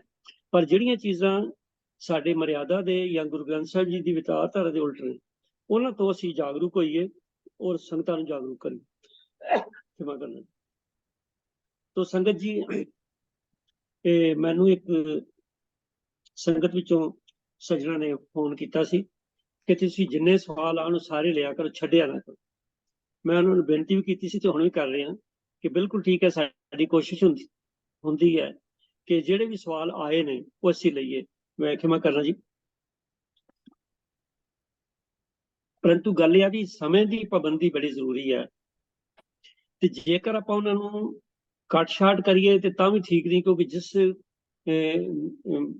ਜਗਿਆਸੂ ਨੇ ਸਵਾਲ ਕੀਤਾ ਹੈਗਾ ਉਹਦੇ ਮਨ 'ਚ ਜਿਹੜੀ ਸਵਾਲ ਹੈਗਾ ਉਹਨੂੰ ਜਿੰਨਾ ਚਿਰ ਆਪਾਂ ਐਕਸਪਲੇਨ ਨਾ ਕਰ ਸਕੀਏ, ਤਾਂ ਕਈ ਵਾਰੀ ਸਾਡੀ ਕੋਸ਼ਿਸ਼ ਹੁੰਦੀ ਹੈ ਕਿ 5 ਔਰ 7 ਮਿੰਟ ਦੇ ਵਿੱਚ ਇੱਕ ਸਵਾਲ ਦਾ ਜਵਾਬ ਦਿੱਤਾ ਜਾਏ ਤਾਂ ਜੇ ਸਾਰੇ ਸਵਾਲ ਕਵਰ ਹੋ ਜਾਣ। ਪਰੰਤੂ ਕੁਝ ਇੱਕ ਐਸੇ ਸਵਾਲ ਹੁੰਦੇ ਨੇ ਜਿਨ੍ਹਾਂ ਨੂੰ ਸਮਾਂ ਜ਼ਿਆਦਾ ਲਾਉਣਾ ਪੈਂਦਾ, ਕਿਉਂਕਿ ਉਸ ਤਰ੍ਹਾਂ ਗੱਲ ਬਣਦੀ ਨਹੀਂ। ਕਿਉਂਕਿ ਸਵਾਲ ਆਇਆ, ਉਹਦਾ ਉੱਤਰ ਜੇ ਪ੍ਰੋਪਰ ਨਹੀਂ ਮਿਲਿਆ ਤੇ ਤਾਂ ਵੀ ਗੱਲ ਨਹੀਂ ਹੁੰਦੀ। ਇਸ ਕਰਕੇ ਮੈਂ ਸੰਗਤ ਪਾਸੋਂ ਖਿਮਾ ਮੰਗਦਾ ਕਿ ਸਵਾਲ ਕਈ ਵਾਰ ਰਹਿ ਜਾਂਦੇ ਨੇ, ਤੇ ਅੱਜ ਵੀ ਇੱਕ ਸਵਾਲ ਰਹਿ ਗਿਆ। ਉਹ ਹੁਣ ਸਵਾਲ ਜਿਹੜਾ ਉਹ ਘੱਟੋ ਘੱਟ 7-8 ਮਿੰਟ ਉਹਨੂੰ ਚਾਹੀਦੇ ਨੇ, ਪਰ ਹੁਣ ਸਾਡੇ ਕੋਲ ਸਮਾਂ ਨਹੀਂ ਹੈ। ਤੋ ਇਸ ਕਰਕੇ ਮੈਂ ਸੰਗਤ ਕੋਲੋਂ ਖਿਮਾ ਮੰਗਦਾ, ਔਰ ਜਿਨ੍ਹਾਂ ਦਾ ਸਵਾਲ ਹੈ ਮੈਂ ਉਹਨਾਂ ਕੋਲੋਂ ਵੀ ਖਿਮਾ ਮੰਗਦਾ। ਹਾਂ, ਇੱਕ ਗੱਲ ਜ਼ਰੂਰ ਹੈ, ਮੈਂ ਉਹ ਵੀਰ ਜੀ ਨੂੰ ਕਿਹਾ, ਜਿਹਨਾਂ ਫੋਨ ਕੀਤਾ, ਕਿ ਜਿਹੜੇ ਸਵਾਲ ਰਹਿ ਜਾਣ ਉਹ ਅਸੀਂ ਅਗਲੇ ਹਫ਼ਤੇ ਸਭ ਤੋਂ ਪਹਿਲੇ ਉਹਨਾਂ ਨੂੰ ਲੈ ਲਈਏ। ਤੇ ਕਈ ਵਾਰੀ ਫਿਰ ਵੀ ਰਹਿ ਜਾਏ ਤੇ ਉਹਦਾ ਜੋ ਵੀ ਮਤਲਬ ਹੈ ਵੀ ਕੋਈ ਕਾਰਨ ਹੁੰਦਾ ਹੈ, ਅਸੀਂ ਜ਼ਰੂਰ ਦੱਸਦੇ ਹਾਂ। ਤੇ ਕੋਸ਼ਿਸ਼ ਸਾਡੀ ਇਹੀ ਹੈ ਕਿ ਜਲਦੀ ਤੋਂ ਜਲਦੀ ਸਵਾਲਕਰਤਾ ਦਾ ਜਿਹੜਾ ਸਵਾਲ ਹੈ ਉਹਨੂੰ ਹੱਲ ਕੀਤਾ ਜਾਏ। ਇਹ ਬੇਨਤੀ ਪ੍ਰਵਾਨ ਕਰਨਾ ਜੀ। ਤੋ ਸੰਗਤ ਜੀ, ਹੁਣ ਇਹ ਸਵਾਲਾਂ ਦਾ ਸਿਲਸਿਲਾ ਖਤਮ ਹੈ। ਮੈਂ ਇੱਕ ਬੇਨਤੀ ਜਿਹੜੀ ਕਰਨੀ ਹੈ ਕਿ ਪਿੱਛੇ ਜੇ ਬੇਨਤੀ ਕੀਤੀ ਸੀ ਮੈਗਜ਼ੀਨ ਬੁਕਿੰਗ ਤੇ, ਆਪਾਂ ਸਾਰਿਆਂ ਨੂੰ ਧਿਆਨ ਦੇਣ ਦੀ ਲੋੜ ਹੈ। ਇਹ ਜੋ ਸਿੱਖ ਵਾਲੀ ਮੈਗਜ਼ੀਨ ਚੱਲ ਰਿਹਾ, ਤਕਰੀਬਨ ਆਪ ਸਾਰੇ ਜਾਣੂ ਹੋ, ਪੜ੍ਹਦੇ ਹੋ, ਔਰ ਇਹਦੇ 'ਚ ਦੱਸਣ ਦੀ ਲੋੜ ਨਹੀਂ ਹੈ ਕਿ ਬੜੀ ਕੋਸ਼ਿਸ਼ ਦੇ ਨਾਲ ਪੂਰੀ ਸਾਡੀ ਇੱਕ ਟੀਮ ਹੈ ਜਿਹੜੀ ਇਹ ਸਿੱਖ ਫੁਲਵਾੜੀ ਵਿੱਚ ਛਪਣ ਵਾਲੇ ਹਰ ਇੱਕ ਅੱਖਰ ਦੀ ਚੰਗੀ ਤਰ੍ਹਾਂ ਘੋਖ ਕਰਕੇ ਫਿਰ ਉਹਦੇ ਛਾਪਿਆ ਜਾਂਦਾ। ਫਿਰ ਵੀ ਗਲਤੀ ਰਹਿ ਜਾਏ ਤਾਂ ਸਤਿਗੁਰੂ ਬਖਸ਼ਣ ਆ ਰਿਹਾ, ਸੰਗਤ ਬਖਸ਼ਣ ਆ ਰਿਹਾ, ਪਰੰਤੂ ਆਪਣੇ ਵੱਲ ਪੂਰੀ ਐਫਰਟ ਹੈ ਕਿ ਬਿਲਕੁਲ ਗੁਰੂ ਗ੍ਰੰਥ ਸਾਹਿਬ ਜੀ ਦੀ ਵਿਚਾਰਧਾਰਾ ਦੇ ਅਨੁਸਾਰ ਔਰ ਅਵੇਲੇਬਲ ਇਤਿਹਾਸਕ ਸਰੋਤਾਂ ਦੇ ਅਨੁਸਾਰ ਜਿਹੜੀਆਂ ਗੱਲਾਂ ਨੇ ਉਹਦੇ ਛਪਣ ਤੋਂ ਛਾਪੀਆਂ ਜਾਂਦੀਆਂ ਨੇ। ਤੇ ਇਸ ਲਈ ਮੇਰੇ ਕਹਿਣ ਦਾ ਮਤਲਬ ਇਹ ਬਹੁਤ ਕੀਮਤੀ ਇੱਕ ਸਾਡੀ ਹਰ ਮਹੀਨੇ ਆਉਣ ਵਾਲੀ ਇਹ ਪਬਲੀਕੇਸ਼ਨ ਹੈ। ਇਹਨੂੰ ਜਿੰਨਾ ਵੱਧ ਤੋਂ ਵੱਧ ਆਪਾਂ ਸੰਗਤਾਂ ਕੋਲ ਪਹੁੰਚਾਵਾਂਗੇ, ਉਹ ਪ੍ਰਚਾਰ ਵਿੱਚ ਹਿੱਸਾ ਹੈ। ਦੇਖੋ, ਪ੍ਰਚਾਰ ਕਰਨ ਦੇ ਕਈ ਢੰਗ ਨੇ, ਕੋਈ ਲਿਖ ਕੇ ਕਰਦਾ, ਕੋਈ ਬੋਲ ਕੇ ਕਰਦਾ। ਤੇ ਇਹ ਜੇ ਆਪਾਂ ਜਿਹੜੇ ਲਿਟਰੇਚਰ ਹੈ ਜਾਂ ਮੈਗਜ਼ੀਨ ਹੈ, ਅਗਰ ਇਹਦੀ ਸਰਕੂਲੇਸ਼ਨ ਕਰਦੇ ਆ ਤੇ ਇਹ ਵੀ ਇੱਕ ਬੜਾ ਵੱਡਾ ਪ੍ਰਚਾਰ ਵਿੱਚ ਪੁਲਾਂਗ ਹੈ ਕਿ ਜਿਹੜਾ ਪੜ੍ਹੇਗਾ ਉਹਨੂੰ ਇਹ ਤੋਂ ਬੜਾ ਕੁਝ ਗਿਆਨ ਜਿਹੜਾ ਹਾਸਲ ਹੋਏਗਾ। ਸੋ ਮੈਂ ਅੱਜ ਫੇਰ ਬੇਨਤੀ ਕਰ ਰਿਹਾ ਕਿ ਸੰਗਤ ਵਿੱਚੋਂ ਅਗਰ ਕਿਸੇ ਦੇ ਘਰ ਵਿੱਚ ਸਿੱਖ ਫੁਲਵਾੜੀ ਨਹੀਂ ਆ ਰਿਹਾ ਤਾਂ ਆਪਾਂ ਤਕਰੀਬਨ 100 ਦੇ ਕਰੀਬ ਤਾਂ ਰੋਜ਼ ਇਸ ਪਲੇਟਫਾਰਮ ਤੇ ਆਉਣਾ ਹੀ ਹੈ, ਤੇ ਜੇ ਸਾਡੇ ਵਿੱਚੋਂ ਕਿਸੇ ਦੇ ਨਹੀਂ ਆ ਰਿਹਾ ਤੇ ਕਿਰਪਾ ਕਰਕੇ ਉਹ ਬਿਨਾਂ ਸੋਚੇ ਬਿਨਾਂ ਹੋਰ ਸਮਾਂ ਲੰਘਾਏ ਦੇ ਉਹਨੂੰ ਕਿਰਪਾ ਕਰਕੇ ਬੁਕਿੰਗ ਕਰਾਓ। ਦੂਜੀ ਗੱਲ ਇਹ ਹੈ ਕਿ ਮੈਂ ਅੱਗੇ ਵੀ ਕੀਤੀ ਸੀ ਵੀ ਹਰ ਪ੍ਰਾਣੀ ਜਿਹੜਾ ਉਹ ਘੱਟੋ ਘੱਟ ਇੱਕ ਮੈਗਜ਼ੀਨ ਅਸੀਂ ਕੋਸ਼ਿਸ਼ ਕਰਿਆ ਕਰੀਏ ਕਿ ਹਰ ਮਹੀਨੇ ਅਸੀਂ ਕਿਸੇ ਨੂੰ ਪ੍ਰੇਰੀਏ ਕਿ ਤੁਸੀਂ ਮੈਗਜ਼ੀਨ ਜ਼ਰੂਰ ਲਵਾਓ। ਦੂਜੀ ਮੇਰੀ ਬੇਨਤੀ ਹੈ ਕਿ ਆਪਾਂ ਜਿਸ ਵੇਲੇ ਦਸਵੰਧ ਦੀ ਰਕਮ ਕੱਢਦੇ ਹਾਂ ਤੇ ਉਹਨੂੰ ਆਪਾਂ ਚੰਗੇ ਕਾਰਜਾਂ ਲਈ ਖਰਚ ਕਰਨਾ ਹੁੰਦਾ ਹੈ, ਤੇ ਇਹ ਇੱਕ ਬੜਾ ਵਧੀਆ ਕਾਰਜ ਹੋਏਗਾ ਜੇ ਅਸੀਂ ਆਪਣੇ ਦਸਵੰਧ ਵਿੱਚੋਂ ਹੀ, ਜੇ ਸਾਡਾ ਕੋਈ ਮਿੱਤਰ ਦੋਸਤ ਰਿਸ਼ਤੇਦਾਰ ਹੈ ਉਹਦਾ ਐਡਰੈਸ ਲੈ ਕੇ ਅਸੀਂ ਰੱਸੀ ਦੀ ਬੁਕਿੰਗ ਕਰਾ ਦਈਏ ਬਜਾਏ ਉਹਨੂੰ ਕਹਿਣ ਦੇ। ਤੇ ਇਹ ਵੀ ਇੱਕ ਤਰੀਕਾ ਵਰਤਿਆ ਜਾ ਸਕਦਾ। ਸਾਡੇ ਵਿੱਚੋਂ ਕਈ ਵੀਰ ਜਿਹੜੇ ਨੇ ਇਹ ਕੰਮ ਕਰ ਰਹੇ ਨੇ ਕਿ ਉਹ ਦਸਵੰਧ ਵਿੱਚੋਂ ਆਪਣਾ ਕੋਈ ਨਾ ਕੋਈ ਮੈਗਜ਼ੀਨ ਜਿਹੜਾ ਹਰ ਮਹੀਨੇ ਬੁੱਕ ਕਰਾਉਂਦੇ ਨੇ। ਤਾਂ ਇਹ ਮੇਰੀ ਬੇਨਤੀ ਹੈ ਸੰਗਤ ਨੂੰ ਇਹ ਪ੍ਰਵਾਨ ਕਰਨਾ ਜੀ। ਇਹ ਪ੍ਰਚਾਰ ਦੀ ਇੱਕ ਬੜੀ ਵੱਡੀ ਪੁਲਾਂਘ ਹੈ, ਮੈਂ ਇਸ ਕਰਕੇ ਬਾਰ-ਬਾਰ ਤੁਹਾਨੂੰ ਬੇਨਤੀ ਕਰਦਾ ਹਾਂ। ਤੋ ਸੰਗਤ ਜੀ ਮੈਂ ਇੱਥੇ ਸਮਾਪਤੀ ਕਰ ਰਿਹਾ ਸਵਾਲ ਜਵਾਬ ਦੇ ਸੈਸ਼ਨ ਦੀ। ਤੋ ਬਹੁਤ ਸਾਰੀਆਂ ਗਲਤੀਆਂ ਅੱਜ ਦੇ ਸਵਾਲ ਜਵਾਬ ਵਿੱਚ ਜਾਂ ਸਾਨੂੰ ਨਿਭਾਉਣ ਵਿੱਚ ਕਈ ਤਰੁੱਟੀਆਂ ਰਹਿ ਗਈਆਂ ਹੋਣਗੀਆਂ। ਮੈਂ ਸਾਰੇ ਪੈਨਲ ਦੇ ਹਫ਼ਤੇ ਆਪ ਪਾਸੋਂ ਖਿਮਾ ਮੰਗਦਾ ਔਰ ਆਪ ਜੀ ਨੂੰ ਫਿਰ ਬੇਨਤੀ ਕਰਾਂਗਾ ਕਿ ਇਸੇ ਤਰ੍ਹਾਂ ਚੁਣ ਕੇ ਸਵਾਲ ਲਿਆਓ ਤਾਂ ਜੇ ਅਸੀਂ ਇਸੇ ਕਾਰੇ ਲੱਗੇ ਰਹੀਏ। ਤੇ ਇਸ ਪਾਸੇ ਸੋਚਦੇ ਰਹੀਏ 6 ਦਿਨ ਫਟਾਫਟ ਨਿਕਲ ਜਾਂਦੇ ਨੇ, ਤੇ ਜਿਸ ਵੇਲੇ ਤੁਸੀਂ ਸਵਾਲ ਭੇਜ ਦਿਓ ਜੀ ਤੇ ਅਸੀਂ ਸਾਰੇ ਜਿਹੜੇ ਪੈਨਲ ਮੈਂਬਰ ਹਾਂ 8 ਦੇ 8 ਅਸੀਂ ਉਹਦੇ ਤੇ ਕੋਸ਼ਿਸ਼ ਕਰਦੇ ਹਾਂ, ਵਿਚਾਰ ਕਰਦੇ ਹਾਂ, ਸਮਾਂ ਕੱਢਦੇ ਹਾਂ, ਤੇ ਉਹਦੇ ਨਾਲ ਸਾਨੂੰ ਆਪ ਬਹੁਤ ਸਾਰਾ ਲਾਭ ਹੁੰਦਾ। ਤੋ ਇਸੇ ਤਰ੍ਹਾਂ ਸਵਾਲ ਵੀ ਭੇਜੋ, ਸੁਝਾਅ ਵੀ ਭੇਜੋ, ਸਾਡੀਆਂ ਗਲਤੀਆਂ ਨੂੰ ਜਿਹੜੀਆਂ ਉਹ ਖਿਮਾ ਵੀ ਕਰ ਦਿਓ। ਅਗਲੇ ਹਫ਼ਤੇ ਆਪ ਜੀ ਵੱਲੋਂ ਭੇਜੇ ਸਵਾਲ ਲੈ ਕੇ ਫਿਰ ਆਪਾਂ ਸੋਮਵਾਰ ਇਸ ਸਮੇਂ ਇਕੱਠੇ ਹੋਵਾਂਗੇ ਜੀ। ਧੰਨਵਾਦ। ਵਾਹਿਗੁਰੂ ਜੀ ਕਾ ਖਾਲਸਾ, ਵਾਹਿਗੁਰੂ ਜੀ ਕੀ ਫਤਿਹ।